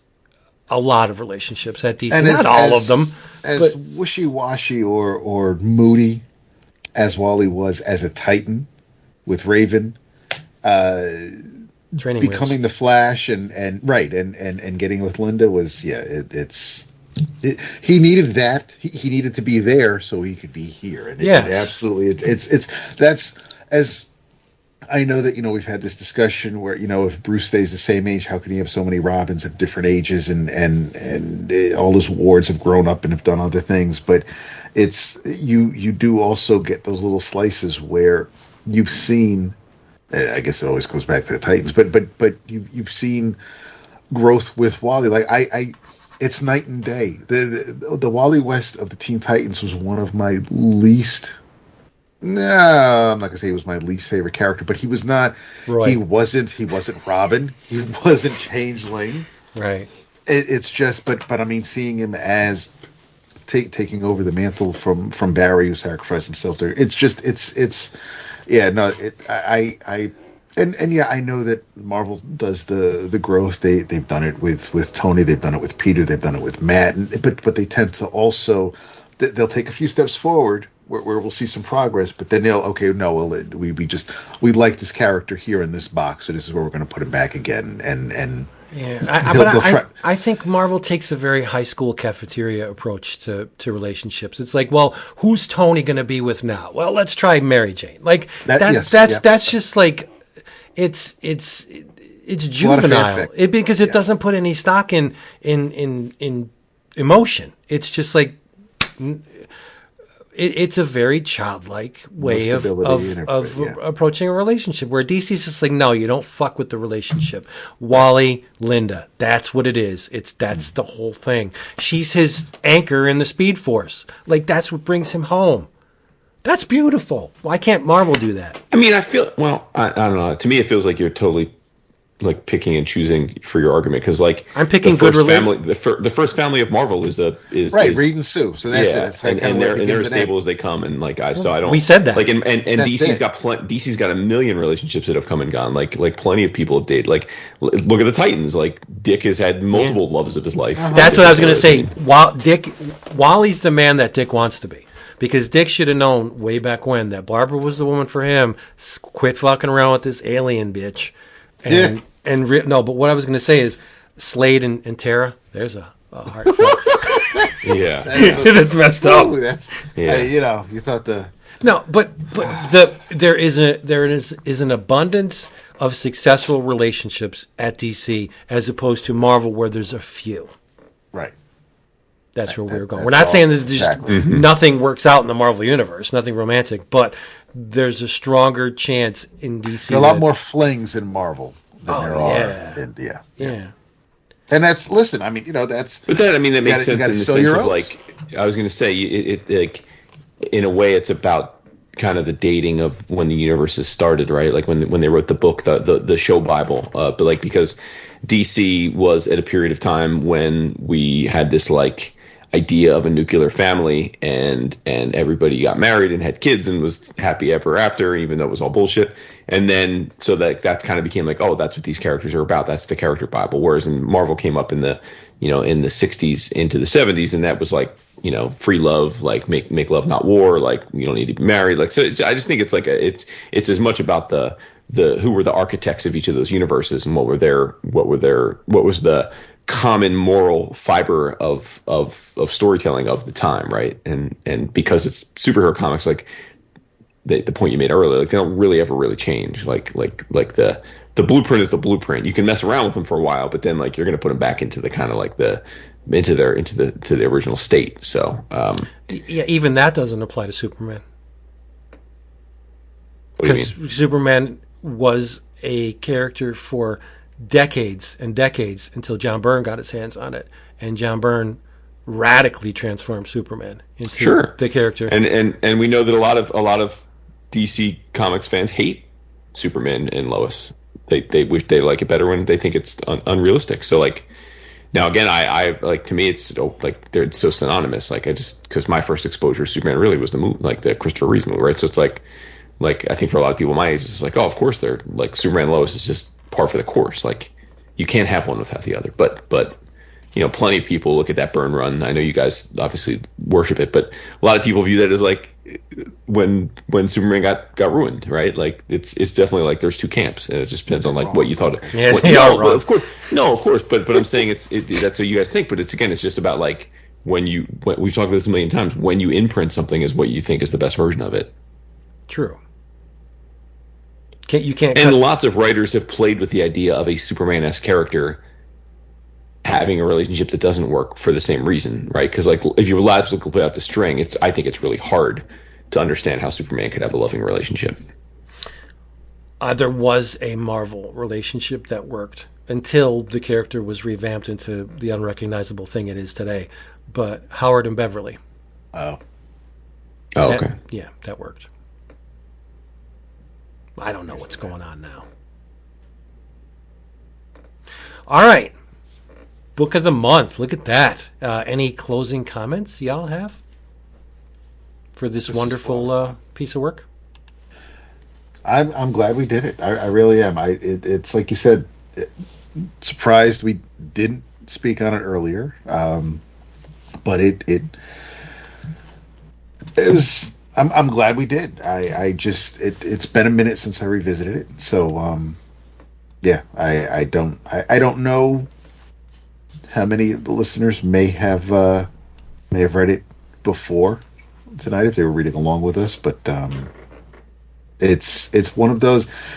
I'm not going to throw out the word underrated because people misuse that, but it is one of those. It's a series where it's one of DC's better ones. It is when it is talked about, it is referred to fondly, and truth. And I think rightfully so. I mean, yes, we only touched on it. We touched on the beginning, and there's more. There's a whole lot more after this, but it's a highlight in 90s DC. Did it ever win an Eisner? I don't know. That would be interesting. Sure. I mean, not because the Sandman was probably racking up the Eisners, right? Yeah. Oh, that's correct. Yeah. Yeah, probably not. I'm sure it was nominated, but yeah. My problem when we revisit stuff like that, like this, is okay. I'll get a taste of X amount of issues, and then I want to read the rest of it. Yep. And we can't do that because we have to put the needle on another record for the next episode, right? If weeks were twice as long in both number of days and hours, then it would be possible. Mm-hmm. But yeah, or we didn't have to work for a living. Yeah, well, that'd be great. Working on that. It's true. I think it's never won an Eisner. Yeah. And our guest was right. The best writer for 4 straight years was Neil Gaiman for Sandman. 91, 92, 93, and 94 he won. It's just pretty crazy, actually. And J.H. Williams won for Sandman Overture. P. Craig Russell won for Best Artist on Sandman. He only did 4 issues? Yeah, he won for specifically just issue number 50.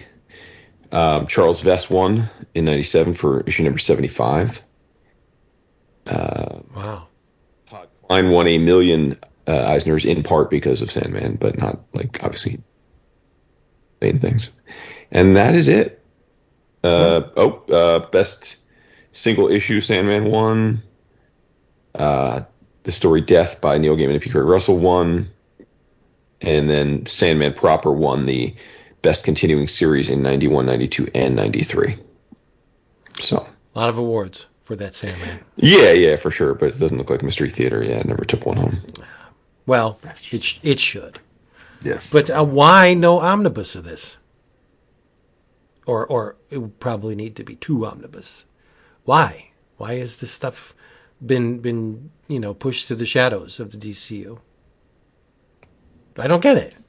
This would be a no-brainer. Two more bookshelf collections that most people would want to have, I would think. The compendium came out in May 2nd. Of this year? Mm-hmm. What does that entail? It entails, it's volume 1, so let's see. Hope If it's only 70 issues, it's probably half of it. It's probably a 2-volume. Yeah, probably. I'm looking at the Amazon solicit. It doesn't say the issue numbers. Let's see if I can find it elsewhere. That's crazy. I didn't know that there was a book this year.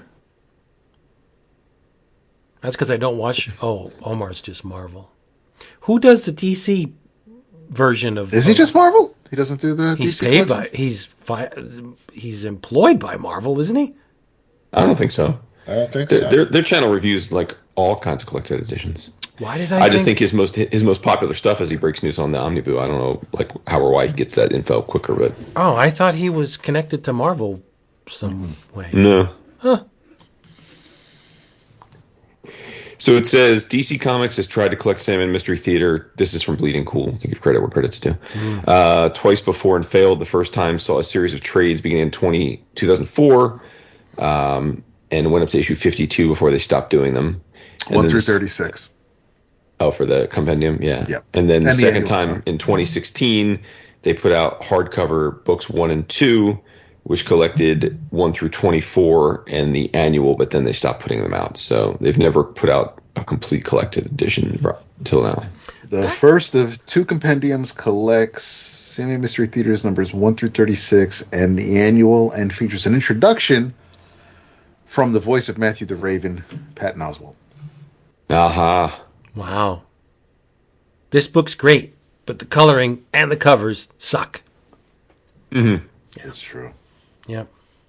Yeah, And they also and because it's also now marked as a black label book. Oh boy, everything gets sucked into the black label vortex. Yeah, if you were Vertigo once, you're black label now. Well, happened once, I guess. Why not again?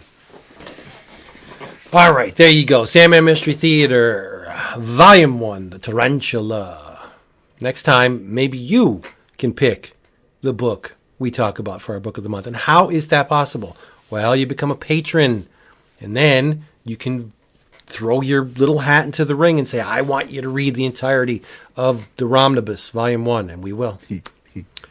So go to patreon.com/11 o'clock comics, 11, no apostrophe. And there's a whole bunch of stuff there. Check out.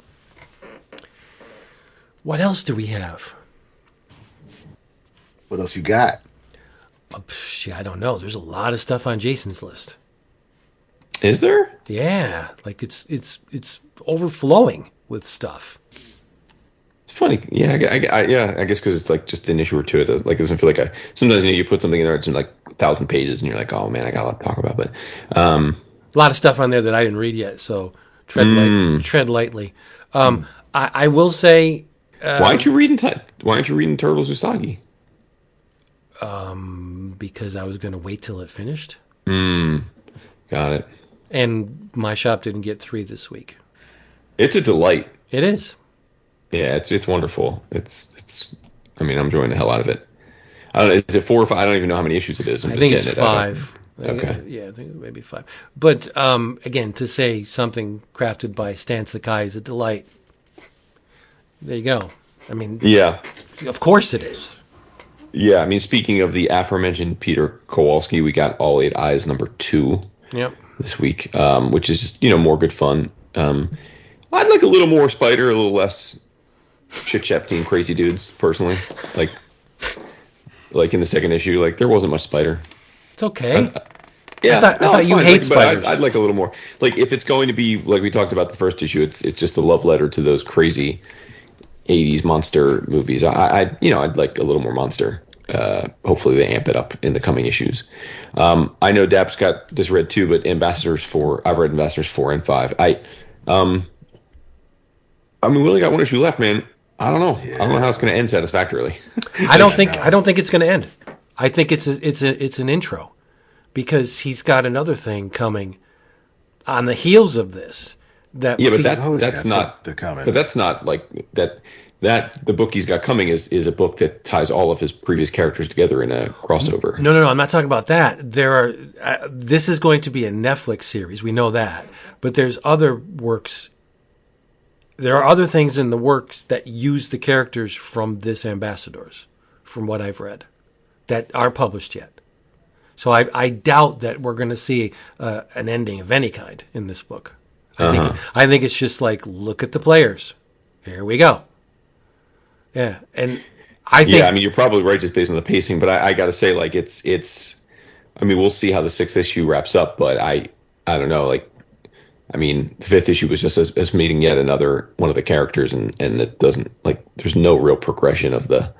Other than that her ex-husband is, the big bad per se, but it's like, okay, I don't know. I mean, it's been more sizzle than steak to me. We've obviously talked about the artist and how awesome it is to see some of these artists doing stuff, and I know that when we had Felice on, he was, we all didn't come away loving the Travis issue as much as maybe had hoped, but I mean, you weren't on the episode, but Tony didn't care for it. He thought that he was disappointed in how it looked. But coloring.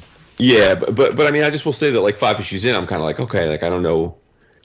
I am struggling to figure out like how I'm going to read the 6th issue and be like, oh damn, that was a dope series, because it's going to be like, all right, I don't like, unless they just jam pack some crazy sequence of events quickly that feels rushed. I wish I was here when Tony said that, because I thought the 3rd issue was like, follow that, sucker. Tony gave like a panel by panel breakdown too. Oh my! The issue's gorgeous. It's not. I'm not sure I'm going to go that far. Oh my! You've lost your damn minds. You've both seriously. No, listen. I mean, any Travis is great to have. Yeah. But when I think of Travis, and I said this, there are certain images I think of when I think of Travis Ray, and I didn't. And that's on me. Listen, I mean, my man hasn't given us consecutive sequential pages in some time. So if this is his style, or if this is what he's doing, that's great. I'll take whatever he's giving us. But I had hyped myself up to something that wasn't going to be delivered, and so that's on me. I'm not, but it's still the story itself, the issue itself, it was a bit of a letdown from what came before it for me, story wise, and we all and Tony, as much as he said about the art, he was super down on Stewart's colors. Yeah, he was. That's true. We were. Yeah, that's right. Because I was like, you mean the greatest color? I'm like, the guy that they renamed the Eisner Award for, is they literally called the Dave Stewart Award for coloring. Like that's like, But and to his, he was like, well, no, I'm not saying he's not a great colorist in general, but he thinks that it's a bad. Just working on it. Yeah. It's not. I didn't like that. I mean, for me, I think the interesting thing about this book, and obviously the draw, was that we had these 6 renowned artists all doing a different look for a different character, and that is cool. But I mean. Like, I have no issues with that, and I thought Bufani, who's probably the least known of the 6, at least on this side of the pond. Right. But I thought he looked great. Like, I thought the art looked great again in issue number 5. I think for me, just art-wise, Quapel is right behind Quietly of the 5 issues. Like, I love the Quapel issue. The 4th issue looked great. Yeah, I thought that looked great. But yeah, I mean, I'm struggling with in a way, I feel like I've been an ardent defender of Miller over the years. This feels like one of those Mark Millar minis where you read it and you're like, okay, like it's like, yeah, okay, cool. Like, but like there's not like too much there other than that it looks great. And I thought after the 3rd issue, I thought, okay, well, we've got a lot of work to do after the next 3 issues, but it'll be amped up. And now we're 5 in, and I'm like, okay, well, clearly this series isn't paced and structured the way that I thought it was going to be. And again, maybe it's a me thing, but yeah, certainly if someone who's read all Mark Millar stuff for the last decade, like this is not shaping up to be one of my favorite Mark Millar written books. I got no issues with the art, though. I think the art's great. I think this is a series Bible. It's. I don't think it's now. Yeah, far be it from me. Since it wasn't billed that way, and I don't like this. Wasn't billed as like this is the first in a universe. Like this was billed as like I'm doing this cool book with 6 creators about 6 characters, and that's why I'm picking it. It wasn't marketed as new universe. Yeah, this wasn't marked as like this is the official index of the Ambassadors universe. Well, if you wanted cohesiveness, you don't put 6 artists on a book. I mean, let's be honest, right? Right, but I'm saying it also was billed as like that this was a singular project involving these 6 artists about 6 characters, and like it's going to be super cool, and maybe it will be. Like, I mean, we haven't seen the 6 issues, so maybe it does tie it up in a nice bow. I'm not arguing. I'm not in the mood, but the fact that it's roughly an issue per character, should let you know that it's not going to end. It's not going to be a beginning, middle, end type traditional storytelling vehicle. Now my only rebuttal to that is, the title is The Ambassadors, and obviously, but is it so we can meet these characters, or is it so we get the idea of what this doctor scientist was trying to develop? Who is the story about the characters, or is the story about what she's doing, and her getting even with her ex-husband? Yeah, I like almost. I would say by the end of issue 2, really strongly into issue 3, I got the sense that this is just a glimpse into what this universe holds. Like, I don't think that it's not supposed to be super revelatory. It's not book 2 of a 3-book cycle. It's just this. Here are the players. Stick around because I'm going to do really cool things with these characters. That's what I took it as, and the fact that each chapter is illustrated by a different person, that just lends me to believe that this is not supposed to be.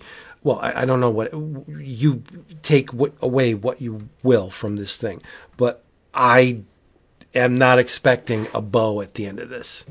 All wrapped up real nice. Let's move on to the next. It doesn't feel like that going in. Yeah, no, I mean, it's hard to argue with you based on what we've gotten for 5 issues. Sure, I guess it wasn't what I was expecting, but yeah, and I just like Tony has lost his damn mind.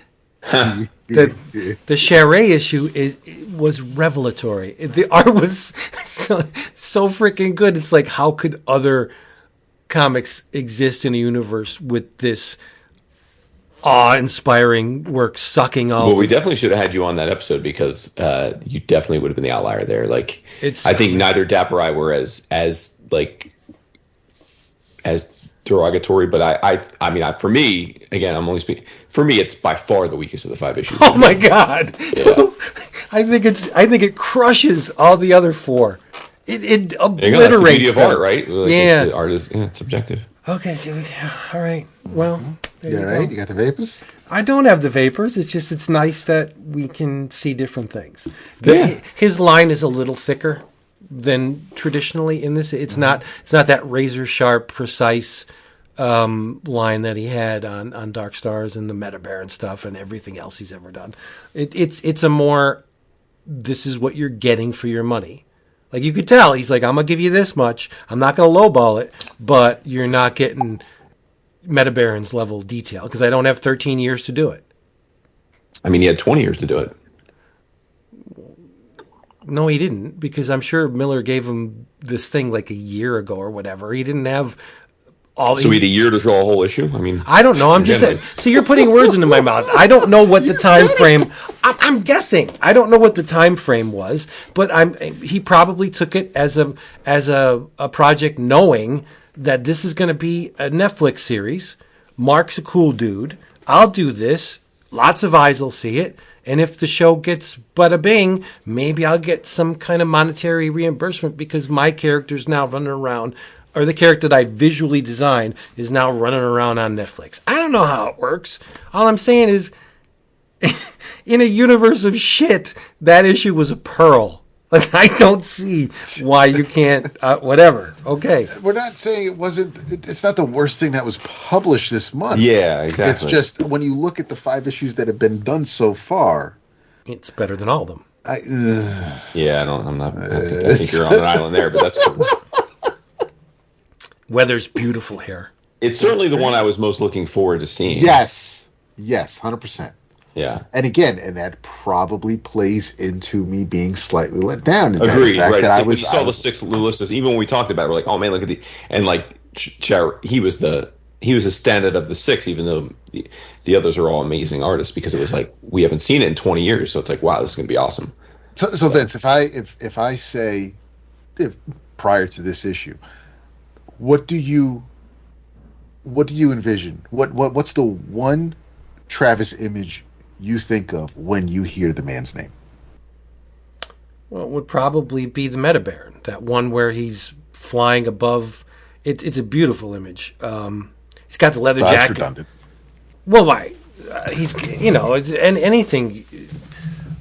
There's not a single Charest image that I can say this is what I think of, because it could be something, the Jim Lee period from Dark Stars, or it could be the Mobius inspired Metabaron stuff that he did, or Wildcats. Like, it could be a shit ton of things. Maybe it's a Wildcats cover. I don't know, but I mean, I love his transformation or his channeling of reality into that Charest visual language and style that we love so much.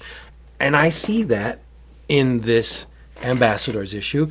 It's not it's like he's tuning in a radio station, and when you're right on the cusp, right on the edge of getting it, but it's not complete fidelity. Like, you can hear it, you're tuned into it, but it's not that razor sharp clarity. That's what that issue is. It's still Charest. The line is thicker. The layouts are absolutely astounding. You can't say that it's not detailed. It's just not razor sharp. Oh, it's thin line. Detailed, because we also I think we all the we Bat talked. Cave. Yeah, the cave was like he spent to your point, like how much time he spent a lot of time drawing a lot of piping, a lot of scaffolding. Yeah. Cool. Yeah, it looks great. Mom's a hot toddy, right? I just thought it was great. I loved Kid's it. a brat, but yeah. Well, he's going to grow into his role. He is. Grow into murderer, maybe. But he's not going to. Oh, he threw the gun into the gun ocean. away. Okay. Oh, yeah. Because we all know that's his redemption arc right there. That's, again, to my point. You ain't seen nothing yet. This is going to be good stuff. Yeah, I hope you're right. Like, Miller doesn't usually play coy like that. Like, he's very promotional. Like, this is we knew when all of his other series were going to be continuing series. Like, he made it very clear. So I don't know why he would be trying to pull the wool over on our eyes. No, okay, just let's be Wesley Dodds and look at the evidence we have in front of us. Number one, it's a Netflix series, or it will be a Netflix series. Do you think that the 5 issues that have come out to date is enough to sustain an entire season of a Netflix show? No, it's not. There's not we have the characters germ is there, but is it going to be a Netflix series? Because I can't find any evidence of that on the interwebs. Doesn't it say it on the fucking... Vince, you have to remember, he has a deal with Netflix. Every comic he puts out... every comic, Miller War comic is a Netflix comic. So it's not like this they is own the guaranteed. rights to it, but I haven't seen any mention that... if they own the rights to it, don't you think they want some return on their investment? I don't know. Did they get a They return haven't on investment developed... for Jupiter's Legacy? Yeah, they own the rights to lots of his things. The rumor is that the deal's about to be axed because they haven't been able to monetize it. That it's everything Jupiter's Legacy being the biggest, but it's been a flop so far. What else is there? No, that he's done for Netflix. There's one other thing, I think. Hold on, let me see. Because I misconstrued. I thought the fact that the Netflix logo is right there means that no. That's just because he sold Miller World to Netflix. Netflix acquired Miller World TV. So they own the rights to all of his stuff. So let's see. Jupiter's Legacy, Super Crooks. I don't know what that is. That was a anime he owned that they released. And then American Jesus is supposedly coming this year. Oh, well, that's old. Yep. Magic Order is supposedly coming this year, although they've, as I understand it, the writer's strike has paused development on that, so that may or may not happen. Huck is in development, but they haven't started filming. Prodigy is in development as a film, but they haven't started filming. I'm looking here. Sharky the Bounty Hunter is in development, but they haven't started filming. I don't know what that is. That's the one by Simone Bianchi. Nightclub, which is his new thing, is in development as a TV show. And Space Bandits is licensed, and they're working on a script, but there's no announcement of any plans to make it into an actual show. So, so Ambassadors is not a lock. It's not going to. Oh, okay. I don't know then. I don't know. Yeah, I thought for sure that it was going to be a series, but again, I think the last comment stands. There's not enough information here to sustain. It's just character sketches so far, right? And yes, there's a plot, but it's threadbare. And I don't know what to think, but I don't think it's going to end come issue 6. I don't think you're gonna step away from this and say, satisfying. I think it's just going to be a teaser for what is to come. Now, you may take that as, what the hell did I just pay for? But I thought this was a worthwhile, so far, a worthwhile experiment. Yeah, absolutely. Yeah, I was just going to say the same word. Yeah. Yeah, I'm not mad. To your point, though, now I will say, now this is back in your favor. You could be right. Not about the show, but it says here that the Nightclub, Nemesis Reloaded, Magic Order 4, and Ambassadors are all reportedly precursors to the big game, which is the crossover series he's doing with Pepe Larraz. Bada boom. So there you go. Maybe that's where we see more of them. I ordered that as well. And I read Nemesis Reloaded. That thing's fucking insane. I haven't read it yet, but I'm on it because a lot of people that have read it have loved it, including like Newbury and Hassan and stuff. So I'm definitely go for that. But the original was okay. This is I'm glad he read the original. Or can I just read this? I thought we did. You read it when I read it back in the day, didn't you? Nemesis 2010 book? Yeah, McNiven 2010. Didn't you? I just forgot. I'll revisit it then. He's a despicable bastard. I know he is. Dude, can you believe that Miller World is almost 20 years old? Like, that's crazy. Yeah, it's crazy. American Jesus was the official first Miller World title, apparently. I thought Wanted was, but Wanted came out a couple months later. See, he made a big mistake now bringing the Unfunnies to Netflix.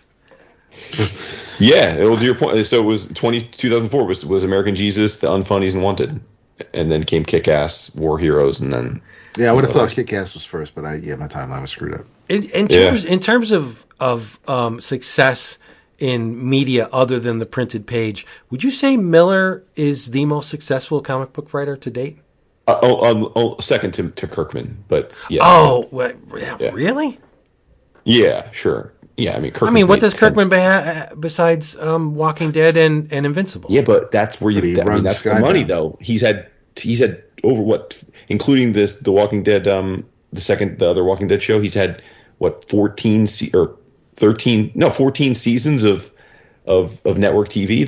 That's where you make crazy. That's crazy money. You get all the syndication deals. So Miller's mostly movies, right? Yeah, Miller's had the Kick-Ass movies, right? He's had the Kingsman movies. So he's done well for sure. I agree with you. He's one of the most successful. But other than that, he did this Netflix deal, but like I said, we're in year 5 of it, and they canceled Jupiter's Legacy. It didn't do well, so they canceled that. And all these other things are just in development. Like none of them, there's no announced dates. So a lot of people have said that this writer's strike is going to serve as a way for these streamers to cut a lot of these deals they made that they now regret, including Miller. Like there's talk about like Miller, Ava DuVernay's allegedly going to lose her deal. There's talk that really the only one who's safe is Shonda Rhimes, because her shows are absolute gobsmackingly successful on Netflix, but everybody else's deals, like, they regret doing them because they gave them all this tons of money, and like the shows haven't really done much. I do think that Miller is one of the most I don't know what the right word is, giving of creators or co-creators, because everybody that he works with, like, they own like half of it. Yeah, it's true 50-50. Yeah. Yeah. So it's whether he comes up with the idea as soon as someone draws it, it's not wholly owned by him, but he's a very prolific and just altruistic. I am glad. I may not love everything he's done, but I'm glad he exists. I'm glad he is somebody who's in the industry who can pay it forward, and just he loves writing, loves telling these stories, and people eat up what he does. So I'm extremely happy that he did. So JR got a stake in Kick-Ass? Yeah, absolutely. Nice. That's really sweet. Yeah, because, I mean, and again, if we're giving credit where credit's due, I mean, Remender has the same, it's 50-50.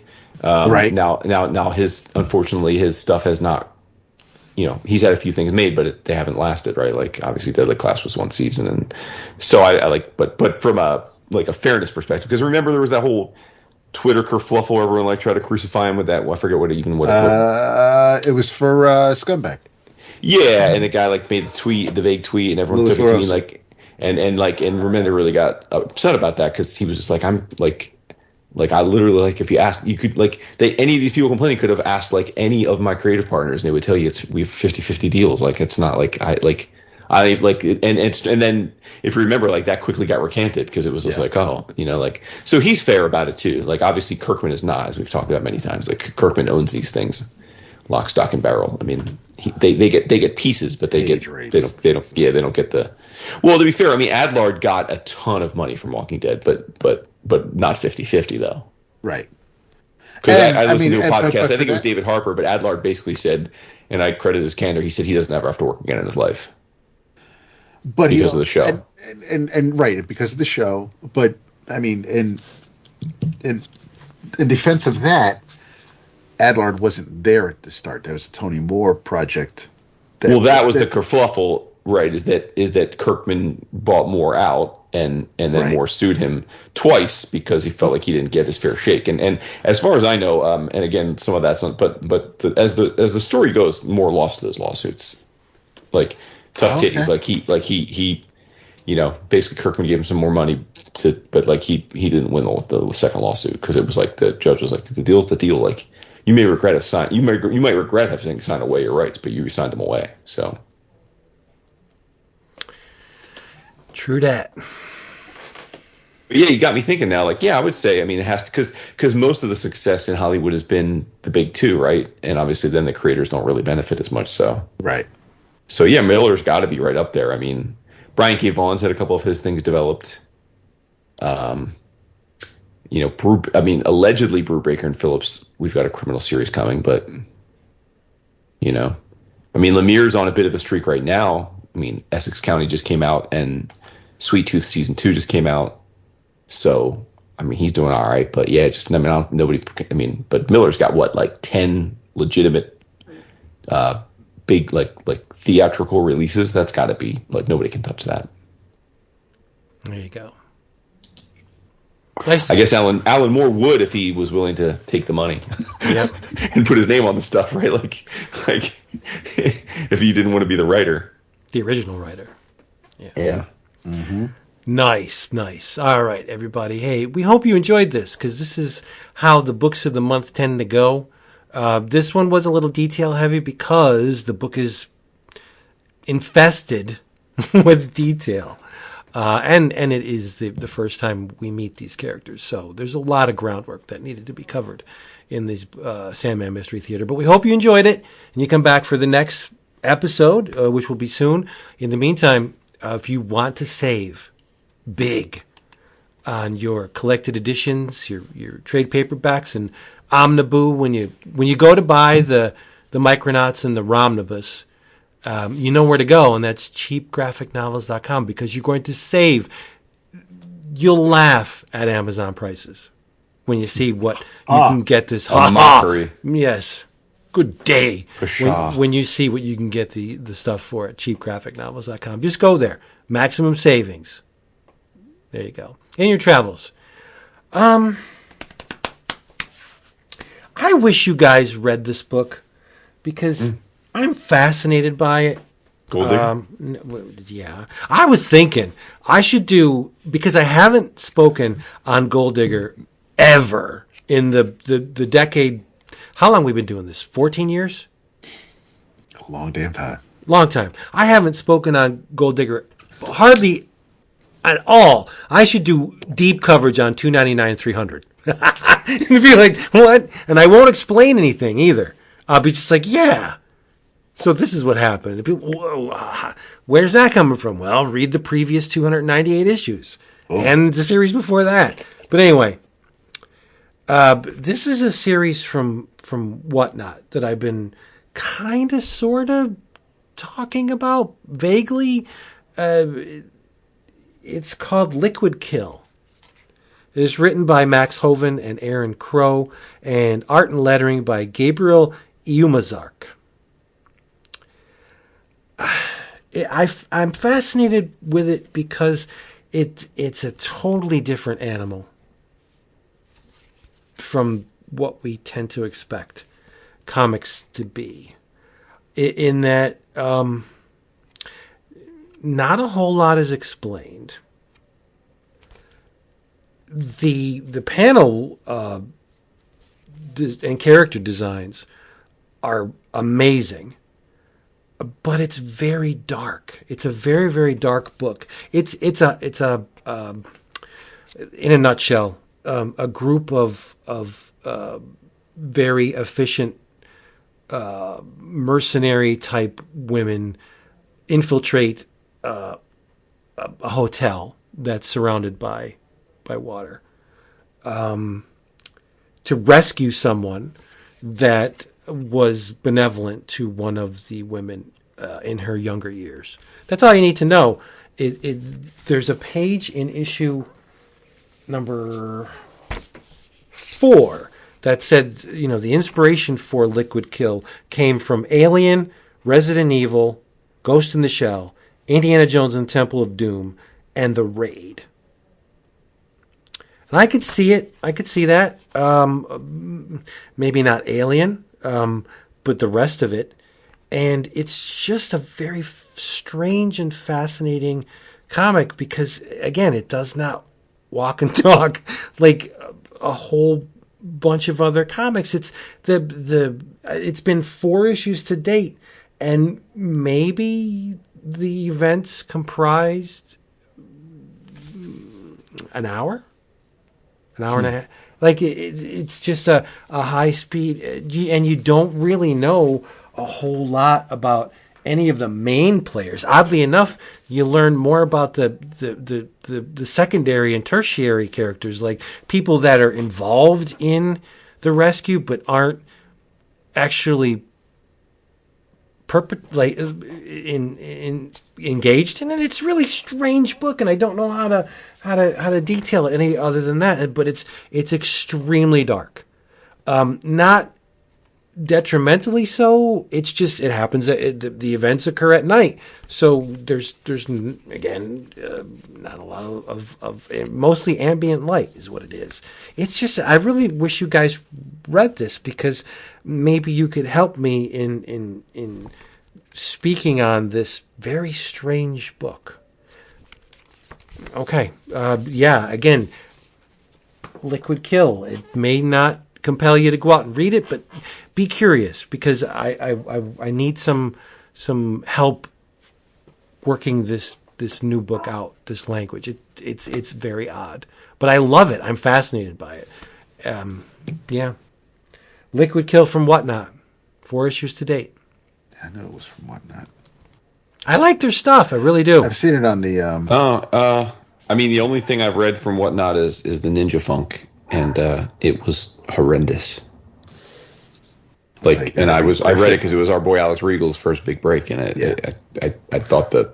Well, if there was a plot, it was completely incomprehensible. It was absolutely it was like random number generated plot, but Well, that's one book. Maybe they're doing other cool stuff. I don't know. no, they Yeah, are they're doing because Griffin. We spoke on Griffin. Right. They have that Wesley Snipes book that I'm not reading, but there's that, Oh yeah, that's right. Yeah. and that the Astrobots book was gorgeous. I didn't bring it to the table yet because I was waiting for the second issue to get a better. I think their stuff is fun. Yeah. Whatnot, and they're going to be publishing heavy metal, or at least it was solicited. I don't know if it's actually going to come. We may be refunded, but I paid for 3 issues of an anthology called Heavy Metal. I don't know at the rate it's going, the Whatnot and Aftershock will be only publishers and previews. So Yeah. they got to print it. Yeah, that's the other big news. We should at least touch on it. Because I think it is like. It's fascinating to see some of the reactions from the store owners. I'd be curious, Dap and Vince, since you guys go to LCSs these days, like to get their take. Because for those that don't know, Lunar, aka the Merklers, aka DCBS, have pried Image Comics away from Diamond now, and so now distribute Oni, DC, and Image among others, I said it after the last departure. I didn't know how Diamond was going to survive, and I'll say it again. I don't know how they can lose Marvel, DC, and Image, which collectively make up more than 80% of the direct market. And I don't know what it costs to be a premier publisher, but if you don't have Dark Horse at the front of the book now, if you don't have, you had other publishers, you had IDW, and these are all now they're alphabetical with the rest of. They're the Professor and the Marianne of the previews world, and it's just one of those things where what does it mean to be a premier publisher? What is it? Do you pay money to be at the front of the book? Do you have to sell a certain amount of units? It used to be you had to sell a certain amount. You'd have a certain market share. So obviously, if they're not now, then I'm just backing up your point as to how is Diamond going to survive this now if other publishers are like. We're done with you. Yeah, people are having some fun, and I think you made the right point with that. People are because I guess Eric Stevenson, the publisher of Image, made a speech at I think it was a Comics Pro thing a few years ago, whenever it was that DC left and just eviscerated DC for the decision, and then everyone's like, oh, that didn't age well. But I think you made the point, and I completely agree with you. What people can't change, the market's changed. It's 3 years later. Maybe there were plenty of things that I thought at the time, and then I look back 2 or 3 years and I'm like, oh, I was wrong about that. This is they were. So maybe he looked at how successful it's been for DC to leave and thought, oh, okay, So we'll never really know. None of us know Eric that we can go out and ask him. But and then of course Brian Hibbs, Mr. Tilting the Windows, is acting like this is like he's gonna. I think he said it's making me rethink if I want to be a comic book retailer. And I'm like, all right, bro, So when you put up your for sale sign, I'll buy into that, dude. You've been complaining about the end of the direct market for literally 30 years, and you've been, nobody keeps running a business for 30 years if it's a bad business. I'm sorry. Either you're a complete masochist or you're doing all right, right? Dude lives in San Francisco and he's had a comic store for 30 years. I'm guessing he's making an all right living, right? Dude isn't a pauper, and so I cry me a river, But yeah, he says he's not going to do business with he doesn't want to carry Image now because. And I'm like, all right, whatever, don't carry Image. What are your customers going to say? That you have customers with a pull list that have Image books. It's so because you're not going to buy Image books for your customers, now you're forcing your customers to go elsewhere. How is that smart?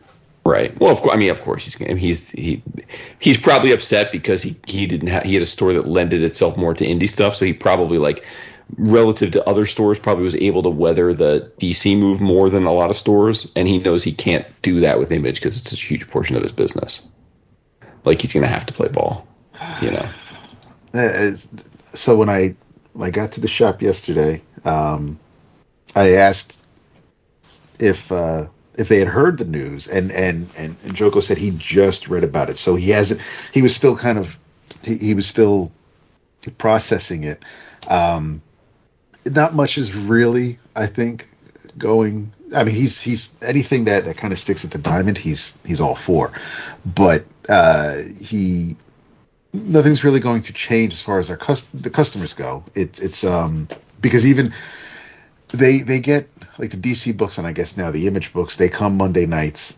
Marvel, Right. everybody Yeah, else it's Tuesday comes release, Tuesday yeah. nights. So, but it just, because of their hours, because of their customers, if they have a schedule that they keep and how they process everything, and they basically, you can get everything Wednesday. If they pull everything, if it's set up and you come by on a Tuesday and the books are ready, fine, you can leave with the DC and the Image books, but everything else will be Wednesday. So for now, everything's still, I go Wednesdays. I go once a week, Yeah. regardless of what I have. So it's at least once a week, but I go after Wednesdays. So it's, as far as, customers coming in, getting their books, we're not going to see a change. They'll adjust, but Joko's happy that, because at first they were concerned about Lunar and how they were going to do things, and since it was just basically DC, but now with Image, and they sell a lot of Image stuff, he's optimistic. They're happy about the news. Yeah. Here's the Brian Hibbs quote. It just cracks me up. I'm extremely disappointed that Image is forcing us to buy our comics from DCBS. Okay. They're not forcing you to do that. You can buy your comics from Diamond as a wholesaler, so you can continue to, if that matters to you, you can do that. I'm extremely disappointed that Image is changing their on-sale date to Tuesday. We've got decades of effort branding Wednesdays. All right, that's the biggest bunch of bullshit I've ever heard. Like, sure, like we're old school, like we all know that, like we think of Wednesday as New Comic Day. But like, dude, like then fucking your customers can just show up on Wednesday and get their comics. Like nothing changes. Like literally nothing has to change there, right? Like if the majority of your customers want to come in on Wednesday to get their books, they can come in on Wednesday and get their books. Like that doesn't change. Like if you moved it to Friday, it might be different, right? Because people come in on Wednesday, like, where are my books? And you're like, oh, they're not here till Friday. But like coming a day early, I don't understand how that has any impact on someone's business with branding. And this is, I'm extremely disappointed that Image will only have a digital catalog. Now, personally speaking, that bums me out because I love the paper catalogs. Right. But again, like, dude, how many people really care about a previous catalog? Like, not a lot, dude. Like, I'm sorry. Like, that is a small portion of as much as we're fans of previews, like, it is a small freaking portion of the direct market that cares about previews, particularly whether it's digital or print. So again, I think that's grasping at straws. And then he says, I'm extremely disappointed that the publisher who said this is switched to Lunar. And it's like, again, all right, dude, that was 3.5 years ago, dude. Like, think of how much the world's changed in 3.5 years in the world of comics retail. We had a pandemic. Sales went to zero. Diamond shut down for what, 3 months? Like things change, man. I don't again. I think it's fair to ask Eric what's changed, like why he's made, but clearly like 3.5 years is a long time to decide. I mean, 5 years ago, 5 years ago, the major media companies all swore that streaming would never replace theatrical release, that it would have to be additive only. And then what happened, right? Like, so like things change, man. Like good business people change their perspective when presented with new data. It's a business. If Image is in the business to make money, and so is Hibbs, obviously. It's like, how are you? So Image is just supposed to be there so Hibbs can survive. I'm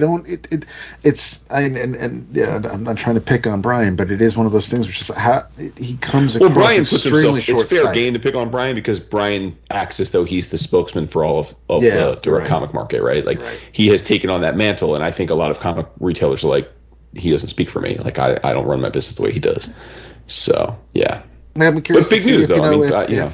If Patrick and if they decide to talk about it, they do a weekly show. They usually record their podcast on Friday nights and talk about it. So I'm sure they'll talk about it this week. I'm definitely curious to hear what they say.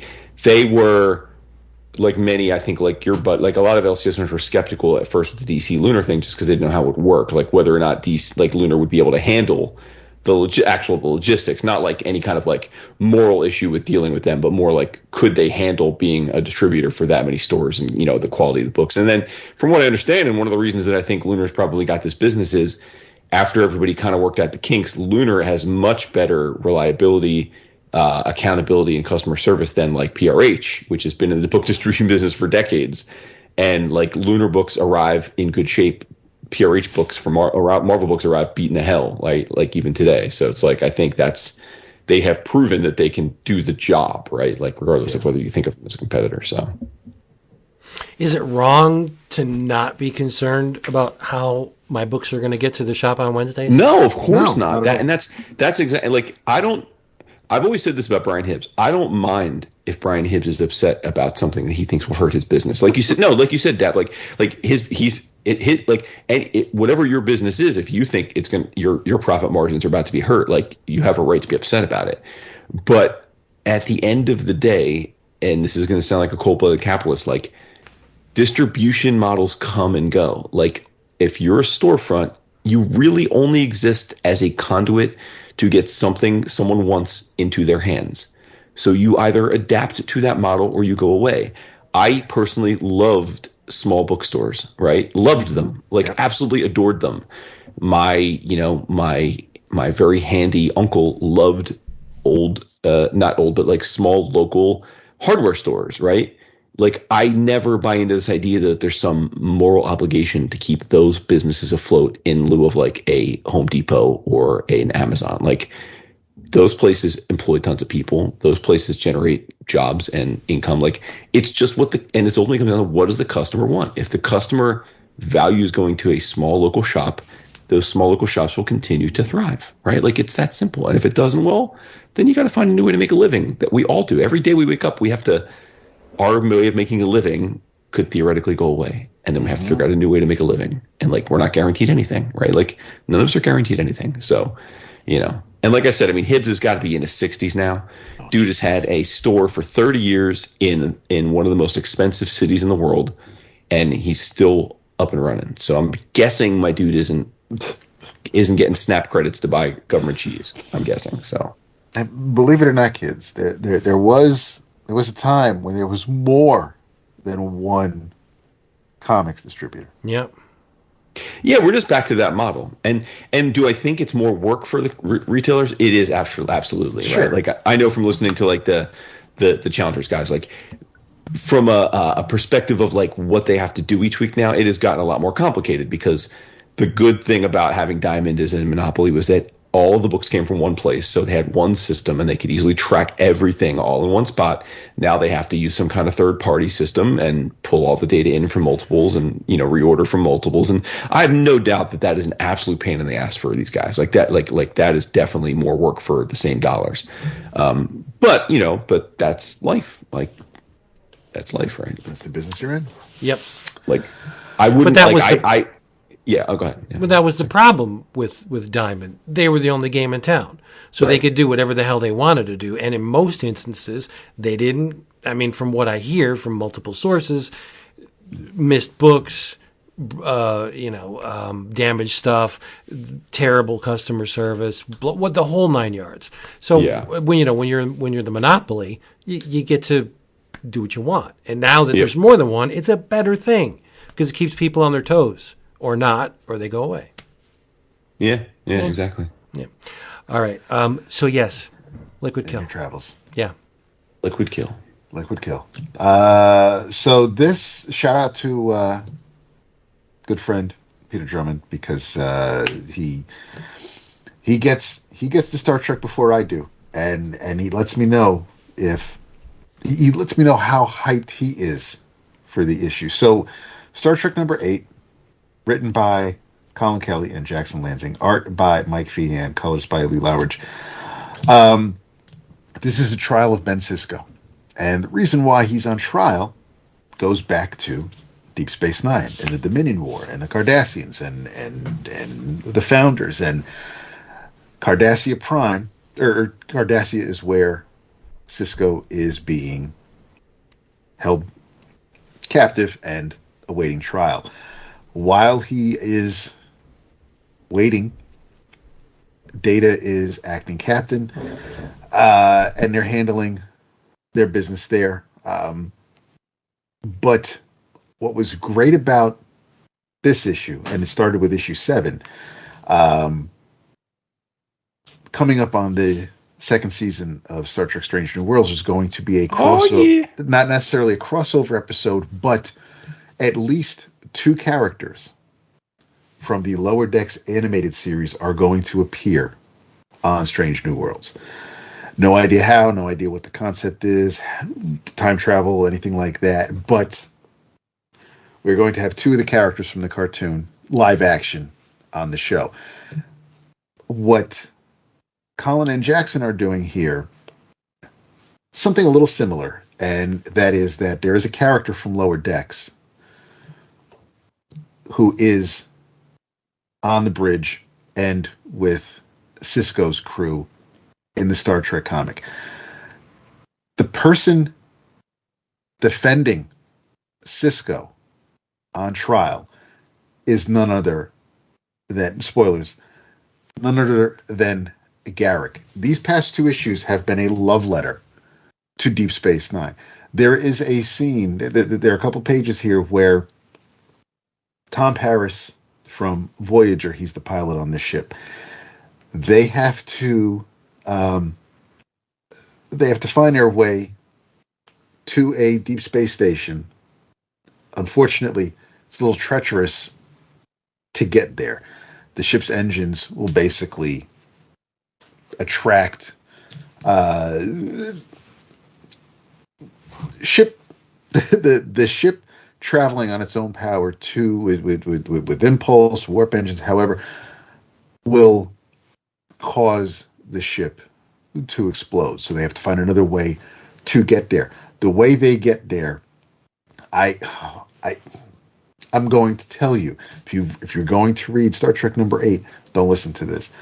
The way they get to the space station is a throwback to one particular episode of Deep Space Nine where Ben and Jake Sisko were sailing space on a light ship. They utilize that technology, for lack of a better term, to get to where they need to go. I can't believe the Easter eggs that they're pulling out. Just little. I'm waiting for things from the first season where, move along home. I am loving this. The first arc was neat and all, but this is just.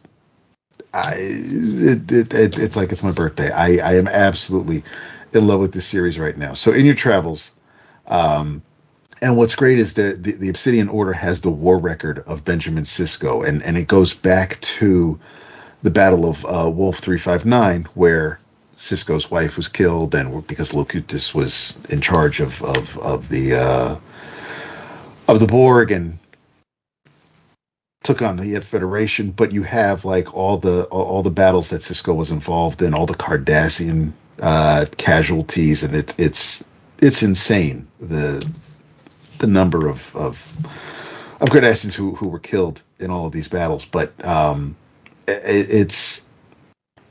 they're between and the Cardassians have every reason to feel this way towards this individual, and I thought it was extremely well done.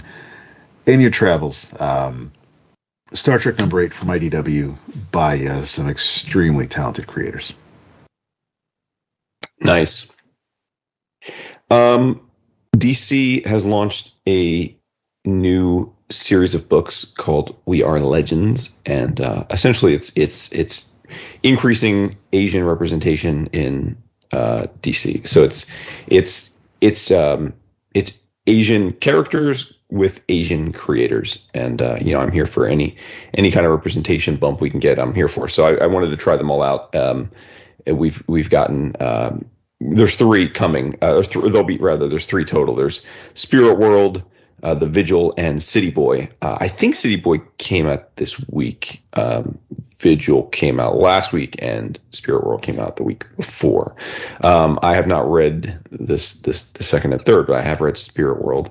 Now, full disclosure, Spirit World is based on a character named Xanthe, Xanthe, which, as I understand it, was introduced in Lazarus Planet, but I read none of Lazarus Planet, so I can't speak to her debut, but you don't really need that certainly in this. This is a first issue of her own title, so they kind of catch you up. It's not like I feel like I missed anything.